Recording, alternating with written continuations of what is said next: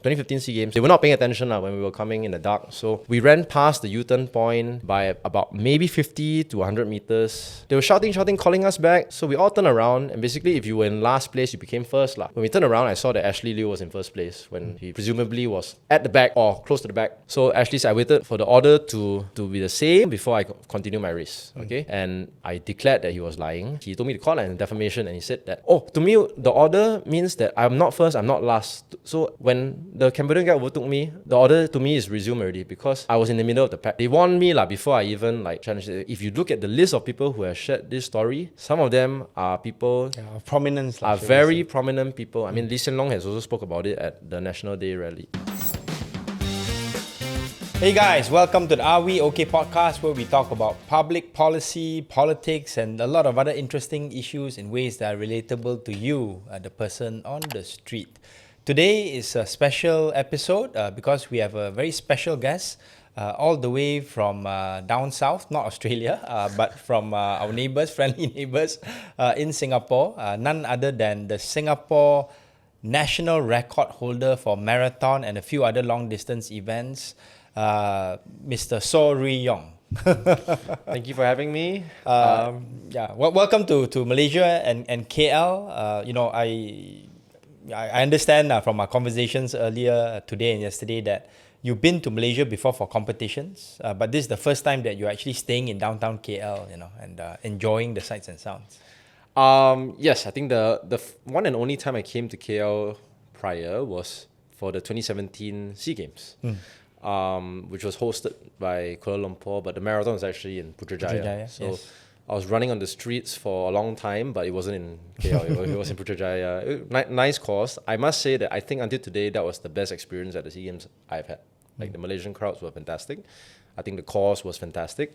I think that the energy on the streets of Putrajaya surpassed that in Singapore. It was my first SEA Games, and I've observed a few other SEA Games marathons, and I think Putrajaya surpasses those marathons as well. And Malaysia hosts it again next year, so yeah, we'll come back to that. And for the record, I was also there in Putrajaya supporting the runners. Hey, awesome! And of course, definitely knew that you and Agus were front runners, and then we had Leo Tan and also Muhaiza who was there. Muhaiza got the bronze medal. Yes, my first time meeting both Leo and Muhaiza, and they have stayed friends until this day.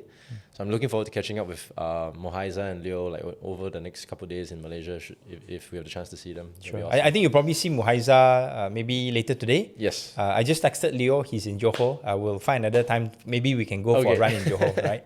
But yeah, before we go into the details, you want to give us a bit of an introduction, to yourself, since the Malaysian, viewers may not know you very well, My name is Rui Yong. I'm 34, going on 35 years old later this year. Started running way back in secondary school. So I was actually, Kian Ming and I graduated from the same junior college, which is Raffles. Yes. Getting a couple of years my senior. Yes. So I started running when I was in secondary school. I actually went to Hwa Chong for 2 years before I went to Raffles. Yeah, so cross country, track and field. Went into the military after, went to university, and when I was in university, I dabbled in marathon running and ran my first marathon off the back of a good 5,000 meter, 10,000 meter half marathon background, and 2:26, my first marathon, qualified for the SEA Games, which was hosted by Singapore. So as fate would have it, my first SEA Games was in Singapore, and thankfully managed to scrape a win. Yeah, you won gold in 2015. 2015, in the rain. I still see some YouTube clips of that race. Yeah, I mean, I think there are certain cornerstone events in your life that kind of shape your fate and how things go from there. Like key memories, and I think I'm very fortunate to have had that one as my second marathon, and definitely a key memory that has sprungboard me to many other events in life. Both positive and negative, sure. So in many ways. Yeah, we'll get into that. We'll get into that. Yes. But that's life, lah. But all in all, it's been a fun journey. And then second SEA Games in Malaysia, I wanted to come back ever since, because when you're an athlete in SEA Games, you don't really get to see much of the city. It's hotel. You're basically on lockdown. It's like a military camp. You cannot leave without the permission of the Singapore Olympic Council. You cannot wear outside clothes. You have to dress a certain way. Your t-shirt and your shorts have to be like all Singapore attire. and then you get on the bus, you go to the stadium or the competition, and then right after that you come back. Yeah. So you see the hotel competition. I have not seen Kuala Lumpur. So yesterday when I touched down and took the taxi to the hotel, and walking around like downtown KL, it's like, okay, this is the first time I'm in KL, so really looking forward to. And you had a nice exploring. view at Sky 51 EQ Hotel. Amazing, yeah. right? Thanks to you. No problem. Yeah, but what did you enjoy running when you were in high school in Hwa Chong and Raffles? I like most boys who are 12, 13 years old, you want to play football. Like, yeah, that's your first love. Now I think many secondary schools that want to be serious about track and a few other sports, they don't have soccer for a very obvious reason that if you had soccer or football, everyone just wants to play that and nobody wants to do like running like without chasing a ball. Like what's that? When you're 12 and 13, like you don't want to just run cross country, right? So for sure it was a bit intimidating. Like my first run my first training session at Turf City, didn't even manage to finish 2 kilometers without stopping to walk. Oh wow. Jog the whole way back. But that's what happens when you don't have an aerobic base, right? When there's all this talk about zone 1, zone 2 training nowadays. Well, if you don't have an aerobic base, it's impossible to even jog it. There's no zone. Exactly. It's like you start running and your heart rate just spikes right away, and that's just the lack of an aerobic fitness base. So obviously I didn't know everything I know about training now, but over time you bum around, you have fun with your teammates, and I think that having fun and enjoying the company of your teammates or your coach is very, very important at that 12, 13-year-old age. And if you don't meet the right coach, you don't meet the right social circle or team, it can turn a lot of athletes away. So that's the importance of like early stage coaching and team building. I'll come back to that, but just to for the record also, I was sharing with Rui Yong that I actually ran track in Raffles. Yes, you did. Definitely not as fast as him. 8:20, 2.4, right? 8:20, 2.4. Okay, not too bad, I think the Singaporeans will be very impressed by that. But I mean, really, it was a remarkable experience for me because I went from a school in PJ that had mud and dirt for track to a new campus in Bishan, RI campus. They've upgraded it a few times. But that was the first time I ran on a synthetic track. Mud and dirt is better for cross-country training. correct. So for cross-country training in Malaysia, near my school, actually, I went into the jungle. Yeah. Actual jungle. Sounds like a better training environment than Bishan to me. Yes. So different things.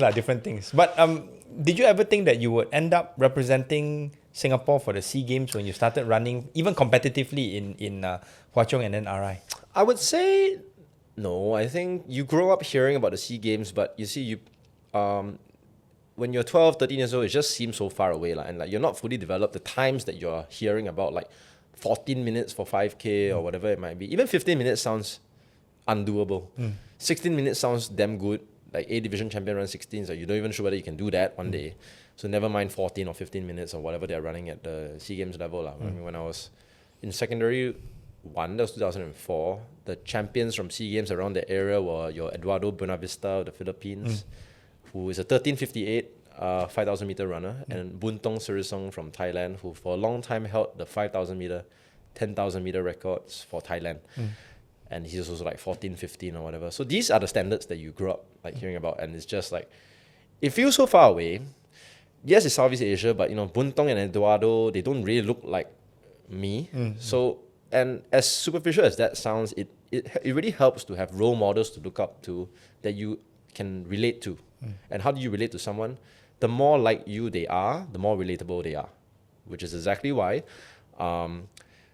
no one really gets that impressed if a Kenyan guy runs 2:06 for a marathon, but when a Japanese guy does it, it's like wow. Or when an white American does it, it's like wow, right? It's a relatability issue. And if a Singaporean guy ever runs below 210, if a Singaporean guy ever runs below 210, I think you'll be like an icon. Yeah. So that's the goal eventually, to run as quick as we can, because you don't it's not just about speed, right? If it's just about speed, then it's just about a number. What is a finishing time? That's just a number. But there's a story behind that. There's a profile behind that, which is why you might be able to run 2:20 in Singapore and Malaysia and be quite very much a national icon and a hero that someone can look up to as a source of inspiration. But if you're Kenyan running 220, then sorry, that doesn't cut it in terms of trying to make a career out of running. Sure. So you studied your undergraduate degree at the University of Oregon. Yes. For those people who may not know, Oregon is like the mecca of track and field. This is the home of Steve Prefontaine. This is the home of Nike. And you were there on a sports scholarship, you told me. I was there on a government scholarship. Okay. From sports. It was an academic scholarship. Yeah. Yep. So basically did well enough in my A-levels and did well enough in the public service exam or whatever. I can't even remember the selection process back then, but if I recall correctly, you obviously had to submit an application for your scholarship. If you get shortlisted, you have to take some exam. Then you have to go through various different stages of interviews. I remember because I was in the army when I had to book out and do 5 interviews on the same day. And I was coming off an outfield camp, so I had no sleep. I was doing 5 interviews.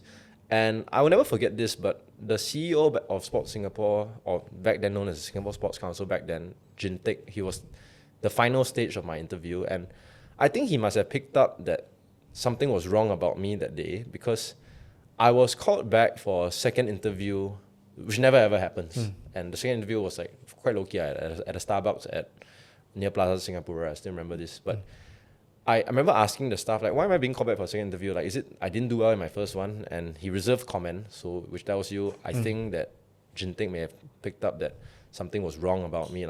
Maybe just wasn't too tired and zoned out. Zoned out. Yeah, exactly.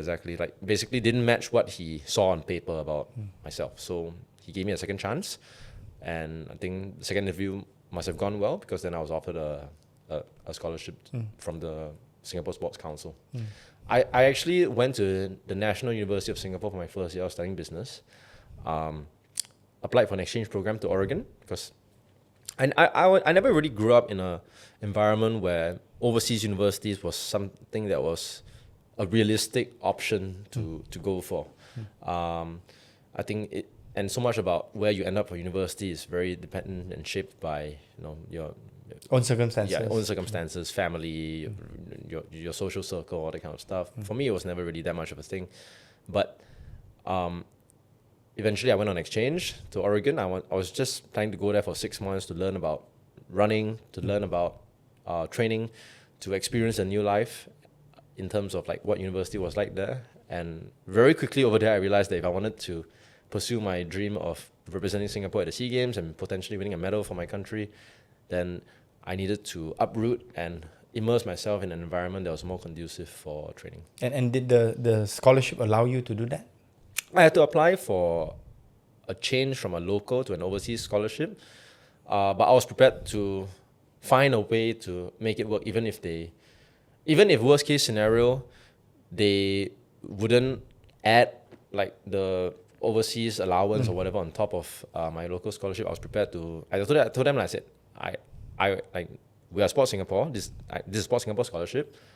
I am trying to do well for sports in Singapore. I am trying to win a medal for my country, and I'm willing to work part-time and do whatever it takes to make this happen if the scholarship is not upgraded. I just need your blessing to change university.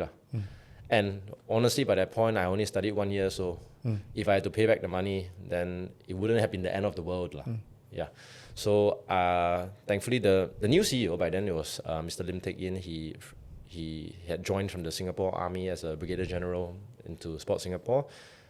They heard my application, and the chairman of Sports Singapore was Mr. Richard Xiao, long-time track and field fan and supporter in Singapore. I think he definitely helped by putting a good word for me, and I managed to get the scholarship to be upgraded to an overseas scholarship. And that definitely formed the foundation for my first SEA Games gold medal for Singapore. So obviously, big thank you to everyone that made it possible for me, because in Singapore, as an athlete, you're like a frog in a well.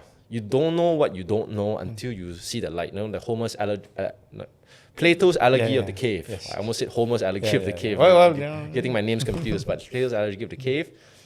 You don't know what you don't know until you see the world outside your little cave. And you see a lot of things, maybe dark shadows here and there, and then when you go outside the cave, then you see the real form. Exactly. So through sports, I actually learn a lot about perception, philosophy, the world around us. So I'm very lucky that I had the chance to explore this opportunity. So you were in Oregon for 2 years? I was there from 3 years. August 2013 till December 2015, so 2.5 years. Yeah. So what I did was, I made my case to Sport Singapore. I was like, okay, I know that it costs more, but I'm willing to overload my classes. I'm willing to take 6 classes per term instead of 4, the normal 4 or whatever. Even though the school doesn't recommend taking more than 4, I had experience on exchange. Like I know in Singapore, you are trained quite well as a student to handle very humongous academic workloads. Yes, I think we both Yeah, have exactly. been through that. So when you go to a Western university, you realize that the workload is not the same. It's not as intense. Yes. So I could take 6 classes. I was very busy. You know, I barely saw the light of day for periods of time, and my American friends all thought I was crazy because when they were partying, I was like doing my homework and getting ready for training the next day. But that was the level of commitment I was willing to put in to realize my dream. I told the Sport Singapore, I told the government, I said, I am willing to take 6 classes instead of 4. I'm willing to do whatever it takes to compress my time so that we don't spend 3 years there. Rather than spend 3 years there, I spend 2 years or 2.5 years there. And you save a lot of money, you know, like when you're not there for an extra year.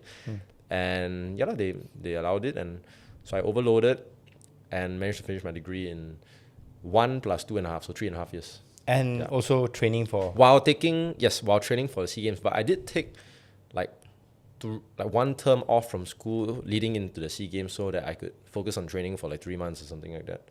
So I essentially finished my degree in 3.5 years, but half a year was like quite empty because I was getting ready for SEA Games. Yeah. Maybe for those who are not used to the rigors of track and field and the science and the psychology behind it, what allowed you to, train and then win the gold medal for the marathon SEA Games in 2015 that you could access in Oregon that you couldn't in Singapore? I think to put it very bluntly, it's just a matter of running more. And not just running more, but running a lot more easy mileage and a lot more threshold kind of. Threshold means... threshold means comfortably hard, but not too hard. You're not going all out. Exactly. And I grew up with a very good coach in Singapore, Mr. Stephen Quek, who was my coach at Raffles Junior College. In my opinion, he's the best coach in Singapore if you're trying to get your school to win a national schools title. No matter which school he has gone to, he's converted schools like Commonwealth Secondary, they can win the girls' title. And this is a mixed school. Like usually when you fight for team titles in Singapore, the mixed schools lose out against the single gender schools because by default, by default your population is less. But Stephen Quek can go to a neighborhood school like Commonwealth and turn them into a champion team. And that's amazing. And he's done it with MGS, no cross-country culture, become cross-country champions. Went to Raffles Institution. We had won like 1 B division title in don't know how many years. That was my batch. And he turned them into serial champions. So this is a culture of discipline and excellence. But it's a bit like Shaolin Shi. Like not everyone can take it, right? A lot of people give up. But to Stephen Quek, he's like, this is a system. He doesn't have stars. If you think you're too big for the system, you can leave. He'll build a system that can take in people that want to conform to the system. Not unlike maybe Thomas Tuchel in football, dropping Jude Bellingham from the England team, for example, because he's building a system, not a program around a star. My coach Stephen Quek's his role model in coaching, I believe is Sir Alex Ferguson. He has given me like Alex Ferguson books and taught me about, like what he looks up to in terms of coaching philosophy. Alex Ferguson, your John Woodens in basketball. So that's the school of thought he comes from. The building the systems and the structure. Exactly.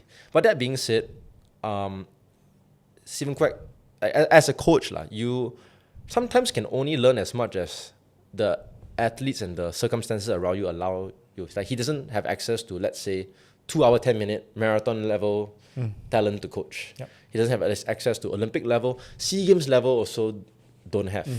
So if he's optimizing for national schools excellence, that system works. But trying to win the SEA Games takes a very different approach. So with Stephen Quek, I was doing very well off in Raffles 4 times a week training.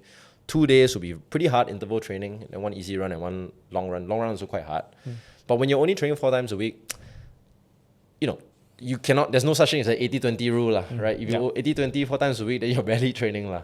So in Oregon, I was able to adopt a new philosophy, a lot more easy running. Like the workouts were not as intense as I did in Singapore. The long runs were not as intense as I did in Singapore, but overall I was running, and I hesitate to use distance because I think distance is not a marker that everyone should shoot for, but I'll give context later. I was running more like 160 kilometers a week as opposed to 75 kilometers a week in Singapore. But I enjoyed it. It was a lot of socially friendly intensity miles where I could run with my friends. You just put in the time on your feet before school, after school. It was sustainable. The weather is maybe more conducive. The weather is more conducive, so your heart rate stays lower on the on these runs, which is why I say don't use distance as the objective marker of how hard you're training. Use heart rate, effort, minutes of running, because 80 minutes of running at 120 beats per minute, heart rate, for example, would get you further in the cold weather. It might get you 2 or 3 kilometers less in hot weather. It doesn't mean you're training less hard. It just means that you're covering less distance for the same effort, and that's fine. So that's why I go off time rather than distance. That's something I've adopted in my 30s compared to my 20s, which is why I get injured a lot less in my 30s than my 20s, when it's supposed to be the other way around for most people. Not supposed to be. It is the other way around for most people. Yeah, and I follow that the advice that you give also on your IG stories and your posts as well. It's more about the quality of the minutes rather than trying to push yourself for that distance. Yeah. I always use this example. Why don't train by distance? Like imagine, there's Kian Ming, there's myself, and for some reason Eliud Kipchoge is in the same room, and we're all in the same training program, the same coach. Let's say Coach Patrick Sang, Kipchoge's coach, right? Let's say Patrick Sang says, today's program is 10 kilometers easy. And let's say easy means 120 heart rate. Of course, there are other aspects to measure an easy effort, but heart rate is one of the measures that is quite useful. So let's just say 120 heart rate, 10K easy, right? Kipchoge is going to go out and finish it in 40 minutes, maybe less. I will go out and finish it in maybe 50 minutes. I will take about 70 minutes. Yeah, okay. So now the weakest runner in the group has now trained for 70 minutes. The fastest runner in the group has trained for 40 minutes. Now that doesn't make sense because you're running almost double what the strongest runner in the group is running. And if anything, it should be the other way around. But because we use distance as the measure of how long you should be running that day, you end up with very skewed outcomes. But if the coach had said, everyone go out for 50 minutes easy, heart rate 120, you go out, heart rate 120 for 50 minutes, I go out, same thing, Kipchoge will go out and same thing. He might cover more distance, you might cover less distance, who cares, right? You're training, you're optimizing for your individual physiology and condition at that point of time. So that is way more even way to a way more even way to train than everyone go out and run the same distance. Did you learn this when you were in Oregon? No. Okay. So you picked it up along the way. Yeah, I think that's growth as well. Like actually, all my American coaches, when they give programs, like Ian Dobson, I think he used to give in minutes. Like Ian is a bit more old school in that aspect because I grew up without a GPS watch, and Ian for sure grew up without a GPS watch. And Ian Dobson, I think he Stanford graduate. He's 1 year Ryan Hall senior. So I think it was the 2005 NCAA 5,000 meter final. Ian first, Ryan second. Ryan first and Ian second. And Ian eventually represented US at the Beijing Olympic Games. Yeah. And he grew up without a GPS watch, so it's like we don't grow up with GPS watches. We give programs by time. And I've also had another US coach, Ben Rosario, that coached me to my second SEA Games gold medal. So my first SEA Games gold medal was with Ian, second was with Ben. With Ben I trained by distance, with Ian I trained by time. So I got to experience both. You know, pieced it together with a bit of the things I learned from Japan. Japan, they do a lot of training based on time. I've learned from some of the systems in Kenya. Yeah, you went I-10, E10? I went twice. You went twice, okay. Yeah, I went twice. And also I trained in Singapore, which is something that, I can very comfortably say I have probably a better knowledge of how to coach in Singapore compared to any of the best coaches in the world, because they have never lived and trained in the and heat. coached in our kind of tropical climate for a long time. So you cannot write a program for Singapore or Malaysia runners without really being here and understanding not just the physiological challenges, but psychologically how difficult it is sometimes to get yourself up for a hard workout in our kind of weather. All that being said, my marathon national record and PB was trained in Singapore, during COVID some more. So it is possible to succeed here. Like the heat and humidity is a challenge, but so is training at altitude. Why do all the pros go to altitude and train? Because they want to stimulate like natural EPO and red blood cell growth in the body. Natural. Natural. And EPO is not illegal. Artificially injecting EPO is illegal, but EPO is something that's produced by everyone's body through endurance training, and it gets a bad rep because all these runners, like especially some of these African runners, are getting busted for we found EPO in their system. But that is one example of a wrong public perception, which happens all the time, But sure. EPO is not illegal. Injecting artificial EPO is illegal, but normal levels or levels that are stimulated exactly. by training. You can produce EPO in your own body. Like you can produce testosterone in your body. You see athletes get busted for testosterone. If you and I don't have testosterone, we won't be men, right? Yes. Yeah. Even women have testosterone in their body, but artificially injecting testosterone is illegal. So back to my point on training load, if you are training in a hot and humid environment, your body actually produces more plasma. To put it very simply, they produce more plasma to keep your cooling engine in your body is a lot more efficient compared to if you train in nice weather all the time. Which means that when you go to a marathon, even when the marathon is cool, you will overheat when running, But if you train in hot weather, you go to a cold weather marathon, you feel like you can fly. Is why our Malaysian runners and our Singapore runners, when we train in our kind of climate and we go overseas to race, everyone runs so much faster. And then if the marathon happens to have a warmer day than normal, like Osaka this year had a warmer day than normal, everyone who was training in Southeast Asia went there, or Tokyo has had a warmer day than normal, everyone ran well because for us it's not hot. Correct. Okay. Yeah. So very fascinating story in terms of your journey. We'll take a break and then we'll come back and then talk about how life may or may not have changed for you after the 2015 SEA Games gold medal. Be right back. Welcome back to the Are We OK podcast, where we talk about politics, public policies, and other stuff of interest to you, the person on the street. And today we have a special guest, none other than Singapore national marathon record holder, Soh Rui Yong. And also, Rui Yong, you are also a holder of how many other national records in Singapore? Can you list them all down? Just 4 the 5,000 meters, 10,000 meters, half marathon.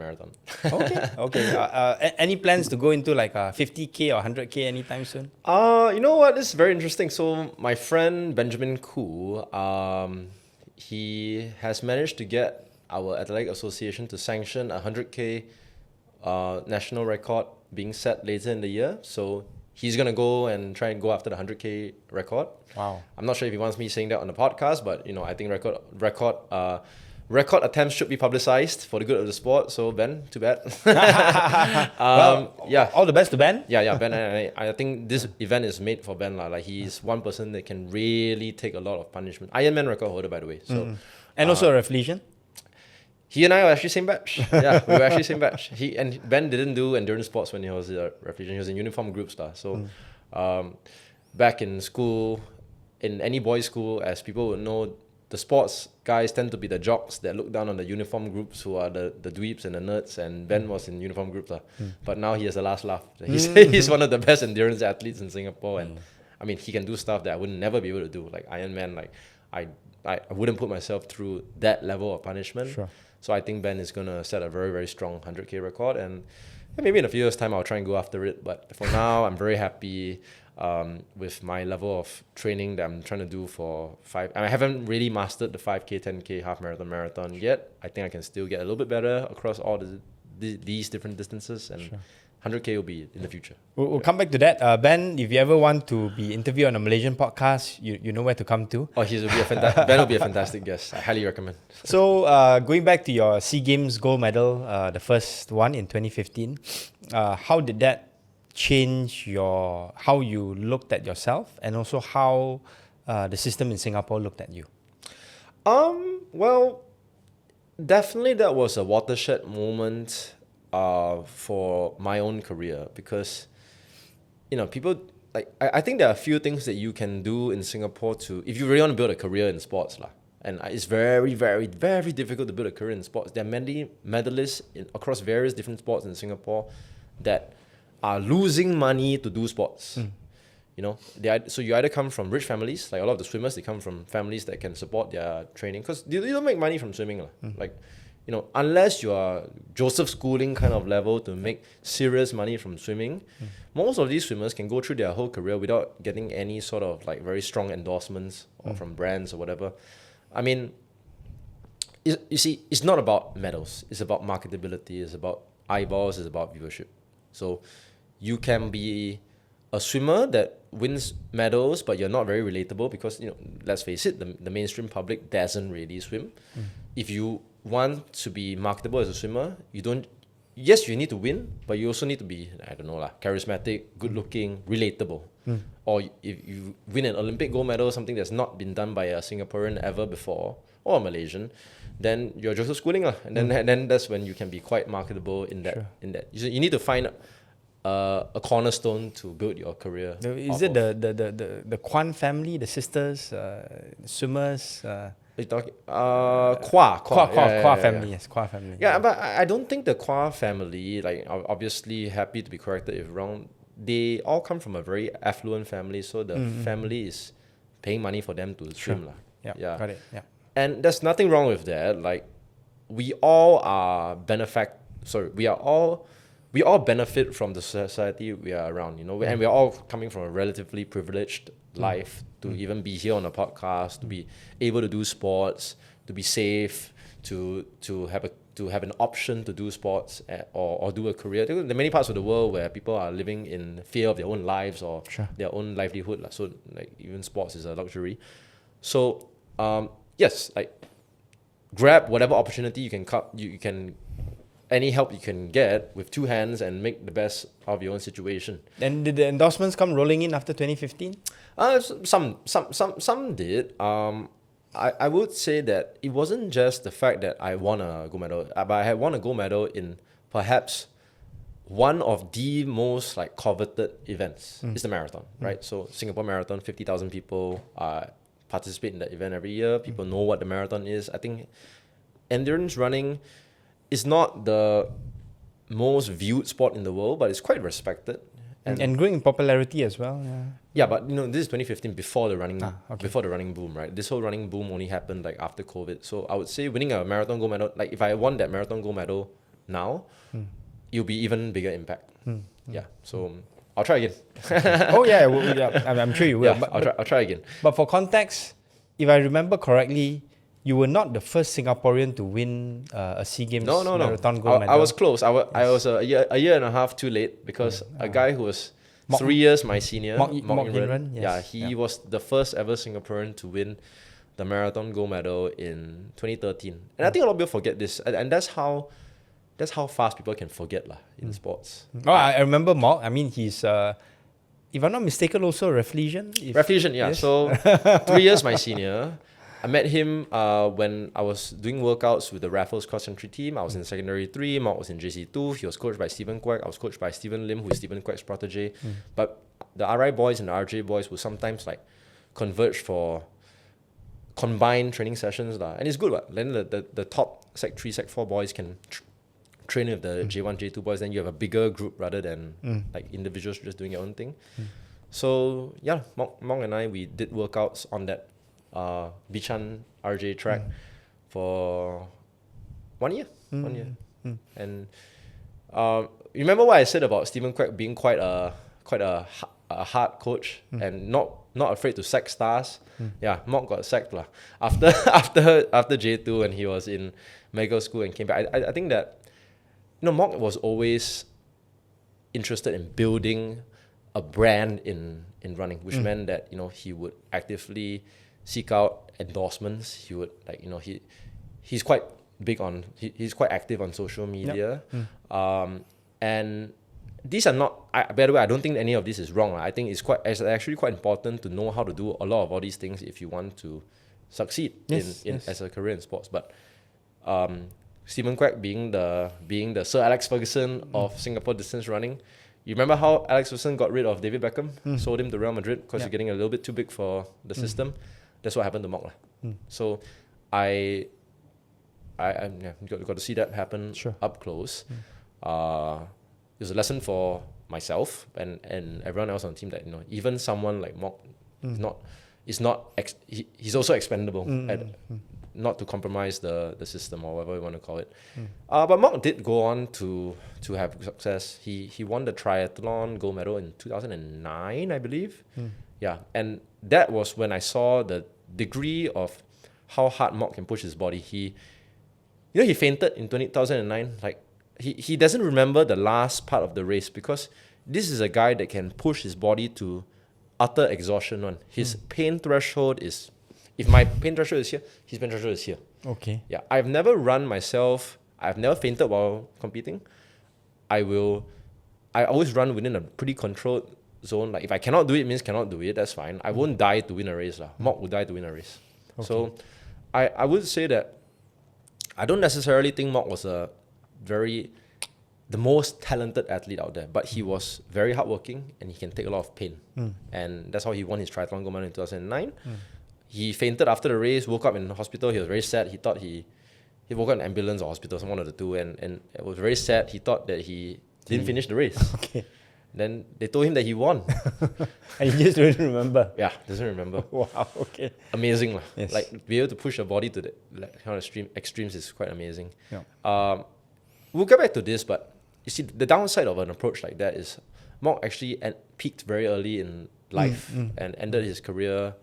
Self-inflicted injuries. There's overtraining, coming back too soon, pushing through things that he shouldn't have pushed through. So a few lessons there.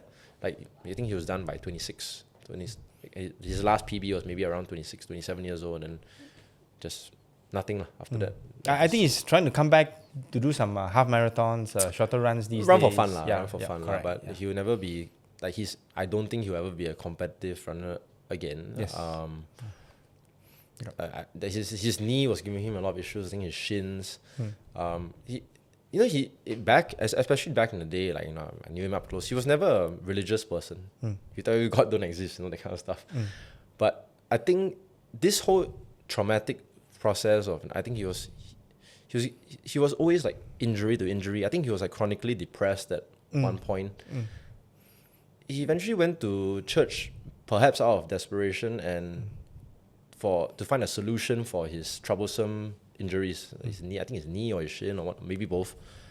And this is well documented. He has said this on videos, it's on Christian publications in Singapore and everything. But he went to church to find a solution for his knee and found God instead. Yeah. And I think he's documented his faith quite publicly as well. Yeah. And all of a sudden, the pendulum swung to the other extreme where he became a very outspoken religious advocate for Christianity. So, but that's Mok. He is, if I can identify this, he's a very high performing individual, very smart. He's a guy that he understands chemistry like that one. He memorize stuff like that. The doctor. Yes. That you don't become a doctor without being pretty smart. But why he was so good at sports is because he can complete studies like that and then go and train when all of us are still on page 3. Right? So, but he's also got a bit of a addictive personality, if I can self-diagnose what it was, which is why he will push himself to run huge amounts of mileage. And when that is missing from his life, he'll find something else. At one point in time, he was very good at magic as well. Okay. Because when he's interested in something, Can be very immersive lah. bang, all in. No second gear one, just top gear. Okay. Running, magic, and eventually Christianity. So yeah, I think the evolutions, different chapters of his. Interesting life, to see how you sort of like not measure, but sort of like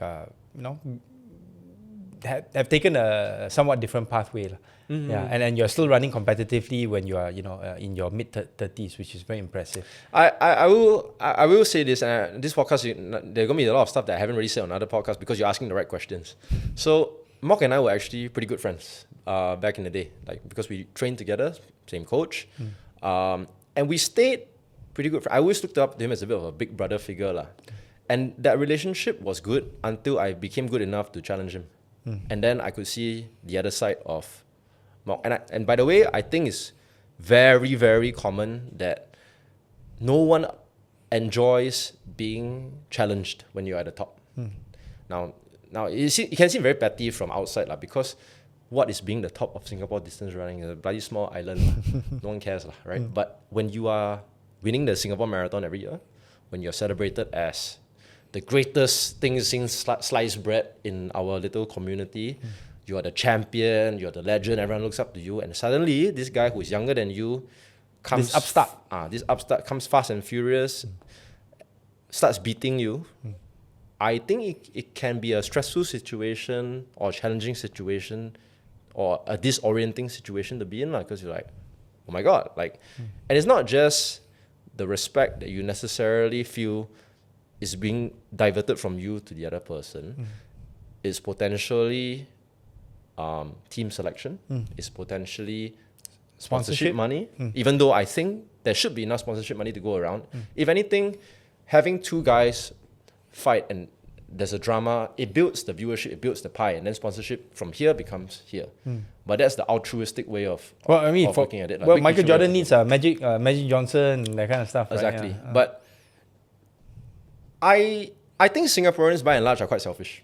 We grew up in a system where you are bell curved against your fellow classmates in yes.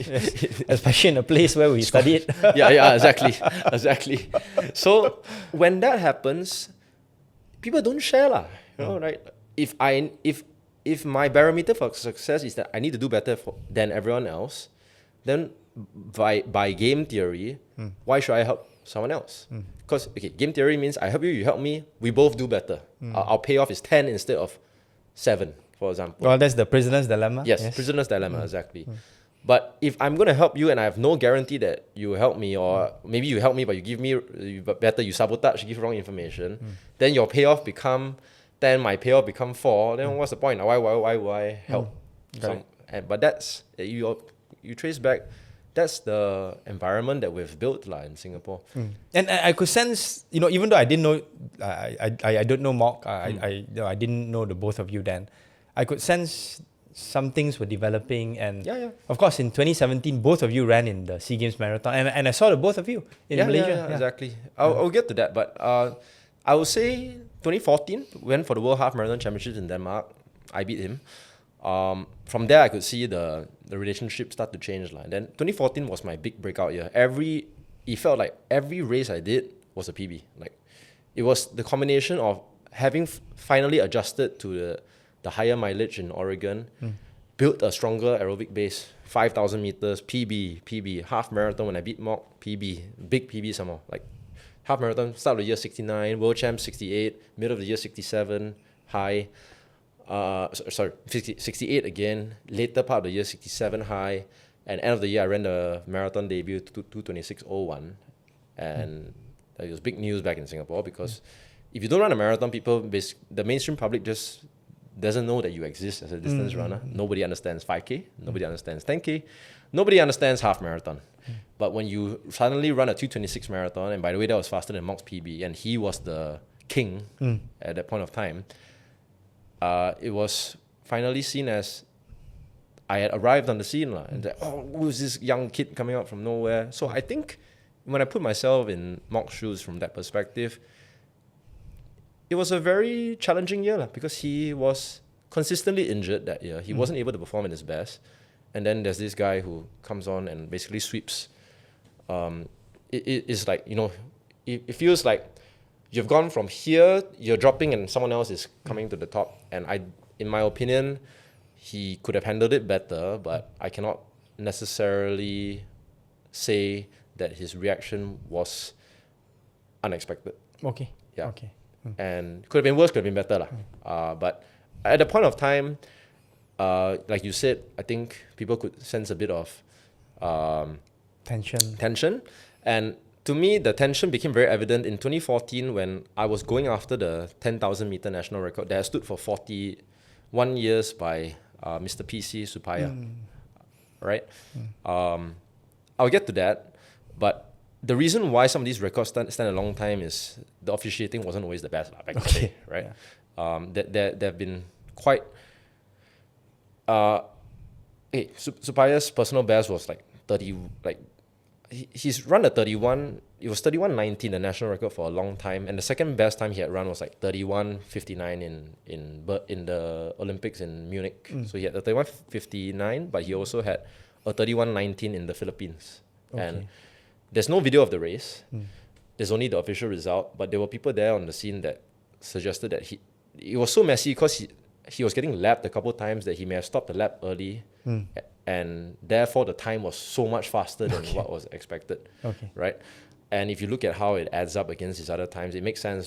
Who runs so much faster in Philippines compared to the better Munich, weather in Germany, right? So when these things happen, it can lead to outlier results. Nowadays, it won't happen because it's got video, right? For most of the races that you do. At the very least, got electronic timing. The time is hand time. So his 31.19 was hand time and stood for 40 years. And Mok and I were going after it at the same point of time. And I got there first. I ran 31.15. But in the lead up to that, we had a mutual friend that used to train with Mok quite a fair bit in Singapore. And I used to talk to him a fair bit as well, and he mentioned, hey, by the way, this Mok, he mentioned to us not to let you know what he's doing for training. So at the point of time, I was like, yeah, as someone who you look up to, this big brother, it's not nice to hear. It's like, okay, he seems as a threat, doesn't want to share anymore. But my reply also wasn't necessarily the most polite. I said, whatever I'm doing is working for me. Why I want to know what you're doing? Okay. Why I want to know what he's doing rather. So, sure. But yeah, that you said this tension was happening. But at that point of time, 23 years old, 22 years old at that point of time, 22 years old, trying to make a name for yourself. You don't have the perspective that you have now. I necessarily have now. So you handle things also not the best. But I use that as fire for my own motivation. So I'm the type of guy that I don't like relying on it long term because I see it as we watch Star Wars. It's like using the dark side of the Force by using negativity as your fuel. I don't think it's very sustainable, but I'm quite good at that. So sometimes when I'm put in situations where I'm motivated to defeat an enemy that I've made up in my mind that this is the source of my motivation, I end up putting in a performance that is beyond what I would usually do. Was that the motivation for you in 2017 or? Yeah. Okay. Yeah, so let me get to that. But in 2014, all that happened. I would say that I had a much better year than him. 2015, SEA Games, I qualified together with Ashley Liu. He didn't manage to run a race to qualify because he was injured. We'll come back to Ashley Liu. Yeah, we'll come back to that. Mok should have been on that team. He was the reigning champion, but because of the way the selection policies are drawn out, he just didn't have the spot on the team because he was the national champion. Yeah, sorry, we didn't have national championships back then. He was the top Singaporean in the Singapore Marathon in December 2014, but couldn't get a race to qualify in time for 2015 SEA Games. So you had a case where the top finisher in the Singapore Marathon wasn't going to the SEA Games, and two other guys who didn't do Singapore Marathon were going to the SEA Games. So whether or not that's the best way to select, we can come back to that. But 2016 was when things really came to a head very publicly because we didn't have anyone qualifying for the Olympic Games. Like the standards to get for the Olympic Games are difficult. It was actually more attainable back then. Like the marathon qualifying time was 2:19. rather than 208 now. They have like limited the marathon field from 150 to 80 or something like that. And now with super shoes and everything, the standards have gone up lah. Yeah. Mark and I were both trying to qualify, both failed.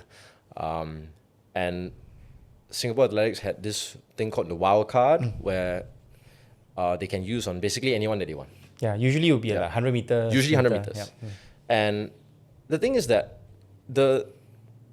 you can go and scroll back. There are articles about this. I hope they're still up and haven't been taken down. But the policy kept changing. First of all, the policy of the World Cup was written very late. Like, it was published in like January with the Olympics in August. And then the window was backdated a few months. So you cannot backdate selection windows. Like, doesn't make sense lah. But then it wasn't clear, like the way the selection policy was written wasn't clear. And there was an election for Singapore Athletics 1 month before the Olympics.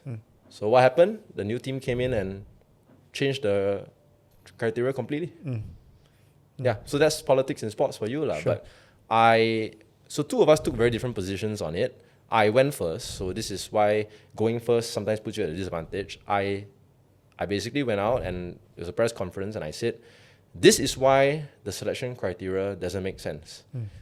It's all grounded in facts and I don't think anyone can dispute what I said in facts. And basically what happened was that they were, based on the old criteria, they're going to send a race walker because the criteria was whoever breaks a national record, if no one qualifies, whoever breaks their national record by the biggest margin is the top, it will be who we send.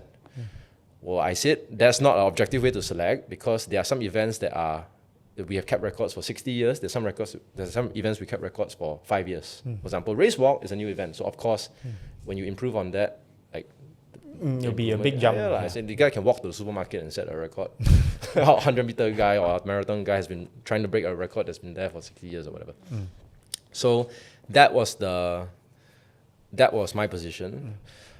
And I think Mok, if he wants to dispute this, he can, but I think he was playing politics, he's strategic. He came out and he defended the policy saying, we shouldn't criticize the organizing body. They are doing their best. Their policy, they've announced it long ago. It makes sense. This shouldn't be challenged now. Oh, by the way, Rui Yong's marathon was run on a course that started here and ended there. The net downhill was that. So he used the whole protecting as a disguise to attack my performance. And he wrote a whole blog about it, by the way. I think I may have read that blog. Exactly. Yes, yeah. It's been taken down. But he wrote a whole blog about it. So I basically, and there was no preemption of this, it just came out of the blue.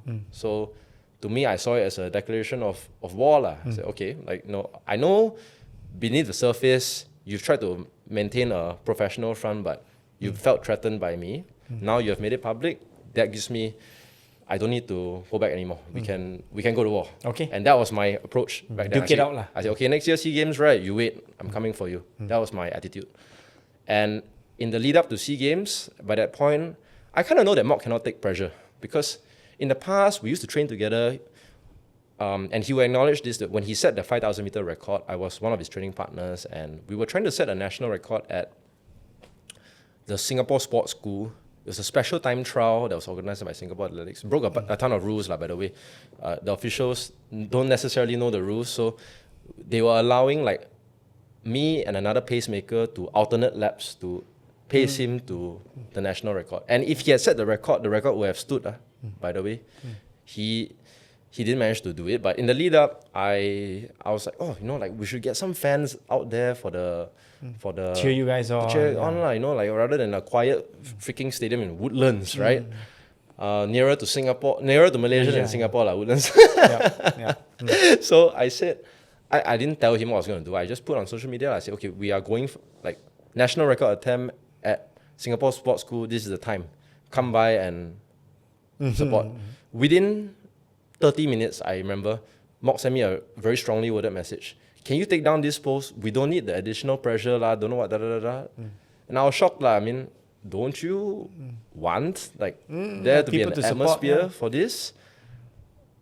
This is odd, But then he revealed something about himself. Yeah, he did. And at the point of time, I was 20 years old, second year NS, the guy is 23, so you kind of look up to him as like the ringleader. Like, okay, sorry, you know, like I didn't mean to cause trouble.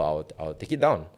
And now you tell me that, I'll be like, hey, dude, you're a pussy lah. Like I was like, okay, sorry, you know, like so I very obedient, took it down, went down, did my job. He ran very well. I ran a PB, didn't quite get the record, but he went to Japan 2 months later in Tokai University time trials, ran 14:51, broke the 5,000 meter record that had stood for since like 1997 all the way to 2000, so like 14 years or something like that. So yay, happy, sent me a message saying, hey, thank you so much, you were a part of this. So that was like the peak of our relationship, to around 2011, if I'm not wrong. And then, but you know, I remember all these things when I was like going up. So I can tell you that SEA Games Marathon, did I want to win a gold medal? Yes, but my number one objective was I wanted to make sure this guy knows like I'm coming for him and I'm gonna beat this guy like. And I can tell you, a bit toxic like, right? Two Singaporeans like going after each other like that is not the best team environment. I can imagine. Yeah. Do you know we sat next to each other from the flight from Singapore to KL And didn't speak to one another. and 0 words like that. I remember he was watching Now You See Me Too on his iPad. Okay. And I was sitting, I even scolded the team manager. I said, you know that this is happening, you put us next to each other. He said, oh no, we didn't choose the sitting arrangement. I was like, okay, whatever. And then I said, by the way, we're not rooming together. Then yeah, so the first time the two marathoners didn't room together was that year. I roomed with one of the officials, Ghana, and mock roomed with Shalindran. Yeah. That was how bad things were, by the way. Yeah, you don't hear about all these things. Sure. But that they happen lah. And so in the lead up to that, I would always talk up the SEA Games Marathon lah. I know that he cannot take the pressure, so I was like, you know, this is gonna happen. Biggest race of best lineup ever. You got reigning champion Mok from Singapore, you know, Agus stepping up from like 10,000 meters, like Buntong, multiple SEA Games champion, myself. You know, like this is the race of the.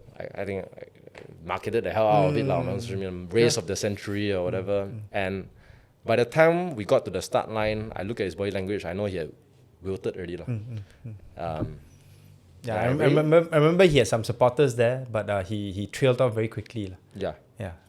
I didn't think that I was gonna lose to him in the first place, but you can tell how much that was a driving factor. That I didn't just want to do well. I wanted to make sure that he felt the pressure going in, because that was the low point of that relationship. Sure. Yeah. But I mean, you use that to motivate yourself, and then also you managed to use that to somehow also beat Agus, because I remember that time on paper, maybe Agus was a slight favourite, but you're a heavy favourite.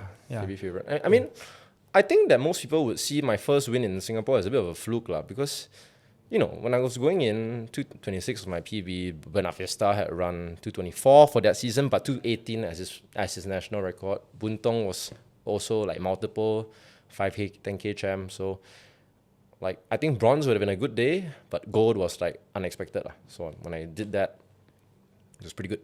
Coming back in 2017, Buena Vista had retired and was a coach by then, but Agus had come back, and you know, at that point of time, Agus is the big danger man lah, because when you can run 29 minutes for 10,000 meters, untapped at the marathon, like, you know, that's the kind of character that. And he was also, I was quite young still. I was like 25, and Agus was ripe age for marathon. He was like maybe 30, 31. So that's at your peak lah for the marathon. And I really think Agus should have won that race if he hadn't tried to lead the whole thing from the start. Yeah. So that. He actually learned from that race, because the next SEA Games, he sat on Sunshine from Thailand in the late, like he sat in the pack. When Sunshine moved, he sat on Sunshine, and basically he did to Sunshine what I managed to do to him in 2017, which was pull away in the last couple K. But Agus should have won that race. He's a better athlete. So it was, but I have a good relationship with Agus. I don't mind losing to him one. And I think that's also a bit of my weakness as an athlete, where if I like a competitor, I don't mind losing to him. which is not the killer instinct that you want to have when you're trying to win a medal. Sure.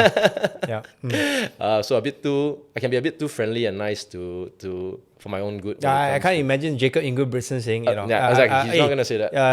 Okay lah, I let Josh Kerr win lah. Yeah. So, but you see, that's just who I am, and I'm quite honest about it. So now I'm revealing my weaknesses. Like, if you want to beat me, just be my friend. Like, now I'll be less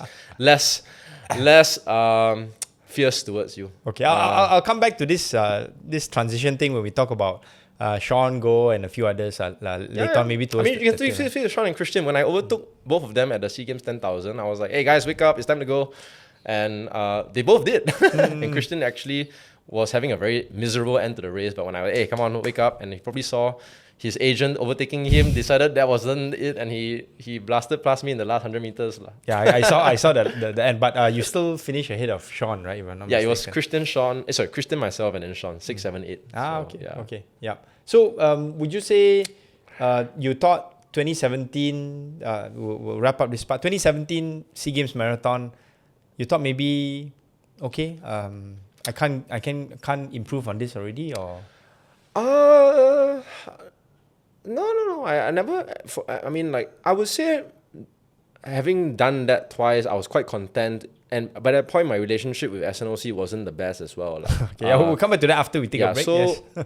I was fully aware that it's possible that they would never want me to come back and represent Singapore again. But I'm very lucky. I'm going to run SEA Games Marathon twice and win it both times. I wouldn't necessarily be devastated if I could never run for Singapore at the SEA Games again. And there's so many other things I want to do with my running anyway. The thing about marathons is that you are limited to 1, maybe 2 good marathons a year if you stay injury free and training goes right, by the way. It's very hard to do 3 high quality marathons a year or more. So, if you're doing SEA Games, that's 1 marathon every 4. Or every 2 years, there's 1 marathon that you focus on SEA Games. And if you focus on Singapore Marathon and SEA Games, that's basically every year you're doing like 1 marathon for a hot championship. And I really want to explore how fast I could go. I wanted to break the Singapore record, which had stood for many years. By the way, my main motivating factor for that Singapore record was also, I felt that it was an illegitimate record. It was set at the Chiang Mai SEA Games by Muruga Ramachan, 224, only 5th place. Everybody ran PB. Maybe the distance and all that. Yeah, it was a loop course, and I suspect the loop course was short. I'm quite a analytical guy when it comes to results. When I see something that seems too good to be true, I will ask questions like, I'll email Singapore Athletics, do we have the course certification for this? How did you guys sanction this as a record? Oh, we sanctioned it because it's SEA Games. I said, okay, but who measured the course? Is there proof that the course is 42K? Silence. Nothing. So Ramachan's next best time, 4 minutes slower. In Berlin Marathon, by the way.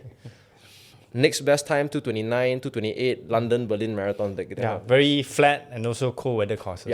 So you will not find a single runner in the whole world that would run a good time in Berlin and then go 4 minutes faster in Chiang Mai. SEA Games, Championship Marathon, no paces, impossible, nothing. Impossible. Exactly. Exactly. So I contested this as a, and this is the path I choose in life, which earns me a lot of detractors as well. But I chose to challenge this publicly in Singapore. I said, I do not think this course is accurate. In my mind, actually, I thought the proper national record holder for a long time should have been Mok, because he ran 2:26 in multiple times actually, but was never recognized as the national record holder because Ramachan had a 2:24 and his next time was 2:28, and Mok was always like in the middle of those 2 times. But if you compare what Mok can do at 5,000 meters, 14:51, Ramachan 15:30. 10,000 meters, Mok has 31:50 something, Ramachan 33:02 or something like this. Half marathon, Mok 67 minutes, Ramachan 70 minutes maybe. Suddenly marathon, Mok 2:26, Ramachan 2:24. Outlier lah. It doesn't add up. It doesn't add up. So it went to the media that I was challenging this, and the sports officials in Singapore didn't like it lah. I even got sat down by I don't want to name him. I don't want him to. He's retired already. I don't want to go and like disturb him anymore. But he's a guy that I do respect. But this is what I didn't respect. This certain part about him I didn't respect. He sat me down and he said, Rui Yong, you need to drop this. So tone it down and drop this. You just need to go and run faster. I'm like, damn easy to say lah. You walao. Then what? Lucky the course is only, let's say, 2K short. What if it was 10K short and then the record is 208? Are you gonna sanction it? Am I supposed to just run faster than it? Say why is it my why your official screw up become my problem? Talk rubbish, right? So I was like, no lah. I don't take this lying down. I fought it all the way until the day I broke the record. And even on the day I broke the record, I ran 223 in Seoul. Record has stood 24 years. It should never have stood that long. And Ramachan was making a career off of it as a coach. And his sole claim to fame, his biggest claim to fame rather, was national record holder in the marathon 224. And everyone's like, wow, 224, like please come coach my school and my kids. I was coached by him, Sec 1 and Sec 2. I can tell you he's not a very good coach. He just makes people run a lot. And a lot of kids who start their running with Ramachan hate running by the time they're in Sec 4 and they drop out from the sport. This one I'm perfectly happy to say on the podcast. Obviously, I think he's kind of disappeared from the scene already. But any coach who makes Sec 1, Sec 2 boys run twice a day over school holidays, try and run 160K a week is a negligent coach. I mean, that's the best I can put it. I do not agree with this philosophy at all. I know Sec 1 boys who were made to run full marathons in December of their Sec 1 year. Jeffrey Ong, who eventually he set the 3,000 meter record when he was 15 years old, but that was the peak of his running because guess what? Injuries caught up. Sure. Surprise! When you make kids who haven't hit puberty yet train at that kind of volume, they will burn out. And their bodies will break down. So I don't have respect for that kind of approach. And so, but yeah, that was my motivating factor. And for the record for Seoul 223, that was 2019. 2019? Yeah. Just before COVID? Yeah. And the reporter I liked, Lin Feng, actually called me up after the race and asked me a lot of good questions. And she asked me, is there anything you want to say about Ramachan's record? I said, I don't consider it a record. She didn't publish it. But she's like, you until now, you still... So I said, I really don't consider it a record. Yeah.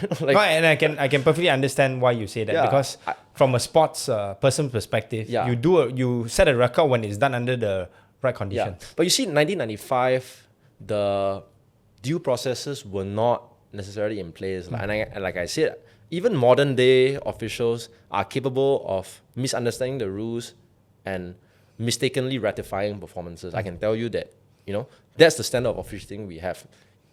Yes, we rely a lot on volunteer work, but that shouldn't be an that should be an excuse for the lack of keeping record books. And never mind, like if you want to use volunteers and you say, okay, they're just volunteers, then people have the right to challenge things when they're not done properly, right?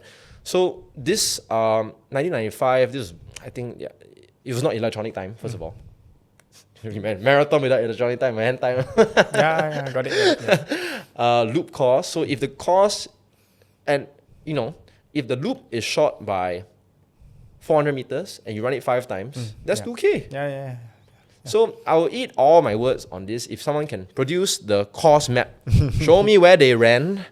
Show me proof that they ran this course. We will go down and measure it together with a measuring wheel. But otherwise, there were so many good... Which SEA Games you run 224, you don't get a medal? Yeah. Especially under these kind of conditions. Okay, Thailand last year, the SEA Games, right? Robbie won the marathon, 227. Robbie is a 213 marathon PB, Southeast Asia fastest ever, 213. He won the marathon in 227, second place 229, Alan Aboas Jr., and 230 was Richard Serrano, bronze. Ramachan 224, 5th place in 1995. Robbie ran 227. Wow, Ramachan is a 210 marathon runner, right? Yeah. So, and then he's not even the best. The guy who won that year was from Indonesia. He ran 220. So is he running 206? Because he's 7 minutes faster than Robbie in 1995 without super shoes, without the gels, without all the sports science. They were running so much faster. Nonsense, right? So there's a lot of discrepancies in. But I'm glad that you've set the record so that whatever issues that he had is no longer, even though it remains an issue, it's no longer the national record. No, I think 228 was the national record by him. When Mock ran 226, that should have been a national record. And when I ran 224 in Chicago and then 222, 292, those should be that's the proper record flow. Yeah. Okay, we're going to take a break and then we're going to come back and talk a little bit about your entanglements with the Singapore Olympic Council. Just related to stuff like that, Yes. like contesting data, contesting history evidently makes you some enemies. and it's related to public policy. It's related to, at least in this case, it will be sports policy. So we'll be right back. Welcome back to part 3 of our special interview with our special guest, Mr. Soh Rui Yong from Singapore. Rui Yong, we sort of like ended around 2017 to 2019. 2019 was when you set the Singapore National Marathon record at 223. But even in 2017, when I was monitoring, when despite winning the SEA Games gold medal for the marathon, there were already some of these criticisms coming from certain quarters in Singapore, authorities, so to speak, about the running singlet that you had, like a few holes here and there, and then later on, this became a bigger scale and led to you not being selected by the Singapore National Olympic Council. For those Malaysians who are not aware of this saga, can you maybe just give us a Cliff Notes version of what happened? Long story short, I had studied what top marathon runners in the world do at the Olympics. The Kenyans and Americans, Nike gives them singlets with holes lasered into the singlets to help with hot and humid marathon conditions. It makes sense. If you are sweating a lot, it's very hot, you want better ventilation. The best form of ventilation is, not wearing a long sleeve shirt, but going topless. You cannot go topless because where do you pin your bib? So you need a singlet to pin your bib to. And the less material there is on the singlet, generally the better. So I noticed that they had cut holes in their they had lasered holes in their singlet. I specially requested 2 things that year because I knew that I was up against the best field in history, like Agus, Puntong, the Vietnamese guys. I didn't even think of the Malaysians back then, but actually Mohaiza and Leo would have been the closest threats after Agus. And that's called having a blind spot.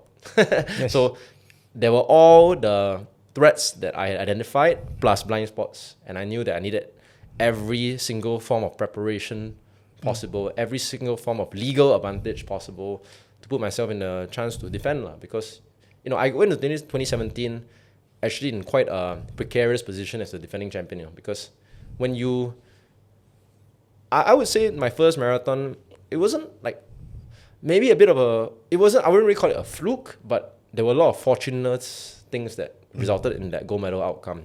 I was healthy, I was fit, I ran the perfect race, and my opponents all had a hiccup here and there, be it bad strategy, bad preparation, or mistake here and there. I made 0 mistakes. So that was the mindset I had going in. I was like, okay, everyone expects me to defend, because when you're defending champion, anything less than a gold medal is a failure. You have a target on your back. Yeah. Like at least public perception, anything less than a gold medal is a failure. And in my mind, I wanted to defend. So anything less than a gold medal would have been less than success. So I was taking time off from work to train full time, 3 months before the SEA Games. I was taking time off from work to, not taking my usual salary to go and focus on that. So didn't want to leave any stone unturned with regards to that. And honestly, at that point of time, I studied Galen Rupp quite a fair bit. Now, we all know that the Oregon project has ended in disgrace. But under Alberto Salazar, ended in disgrace. But like it or not, back then, they were some of the best runners in the world. So obviously, don't go and copy their drugs, but you go and copy some of the other stuff they do, which is how do they train? How do they strategize their race? How do they kick? What do they wear? Now, Galen Rupp had 2 things in the Olympic marathon that I wanted to copy.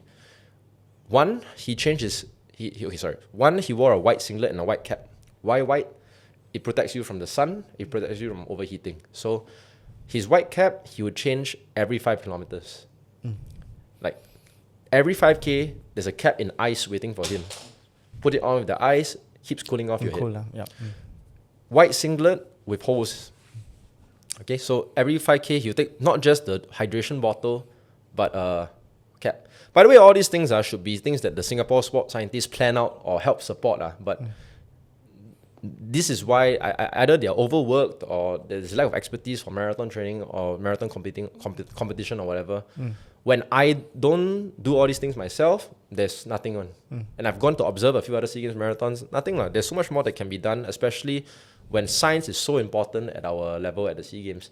It's a matter of surviving the heat. If you survive the heat, half the battle is won. And yet, there's so many things. There's no ice vest for warm-up. There's no ice caps every 5K.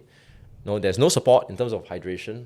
So I don't know what we're doing. Like one of the most developed sports ecosystems in Southeast Asia cannot even do basic support like this. It's very basic support. I can write a hydration and cooling plan for any team in Southeast Asia. And all of this would be perfectly legitimate by the rules. It's legitimate by the rules. If it's being done at the Olympics, why shouldn't it be done in Singapore?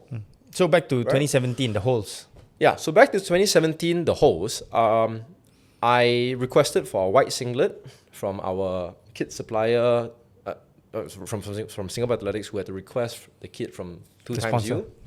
I think it's called 2XU. And then... Or 2XU. 2XU, 2XU. I think the official pronunciation is 2XU, okay. But yeah, 2 times of view is what the brand is supposed to be. And then I said, not just white, let's explore having holes lasered into the singlet, because this is what the top teams are doing. I don't understand why we cannot do it. Say, okay, we'll look into it. Went off my training camp, came back, reported for gear collection maybe 2 weeks before the SEA Games. And then when I got the singlet, it was white, very good. 2XU material, not bad. No holes. So I said, what happened to the holes? The supplier said, don't have technology to do the holes. I'm like, what technology do you need to do the holes, man? It's just, if you don't have a laser machine, just cut lah. Whatever, I was thinking I go and cut myself lah. Brought it home. Actually, my mom helped me cut. She was like, you cut nicely. I said, okay, mom, you can do. So she helped me to mark out the areas to cut. I showed a photo of it to Jasmine, who was a lady on my team, because she was complaining her singlet was too big or something like that. I can't remember what exactly the complaint was. So she wanted to modify. She said, are we allowed to modify or not? Then I said, I already cut holes in my singlet.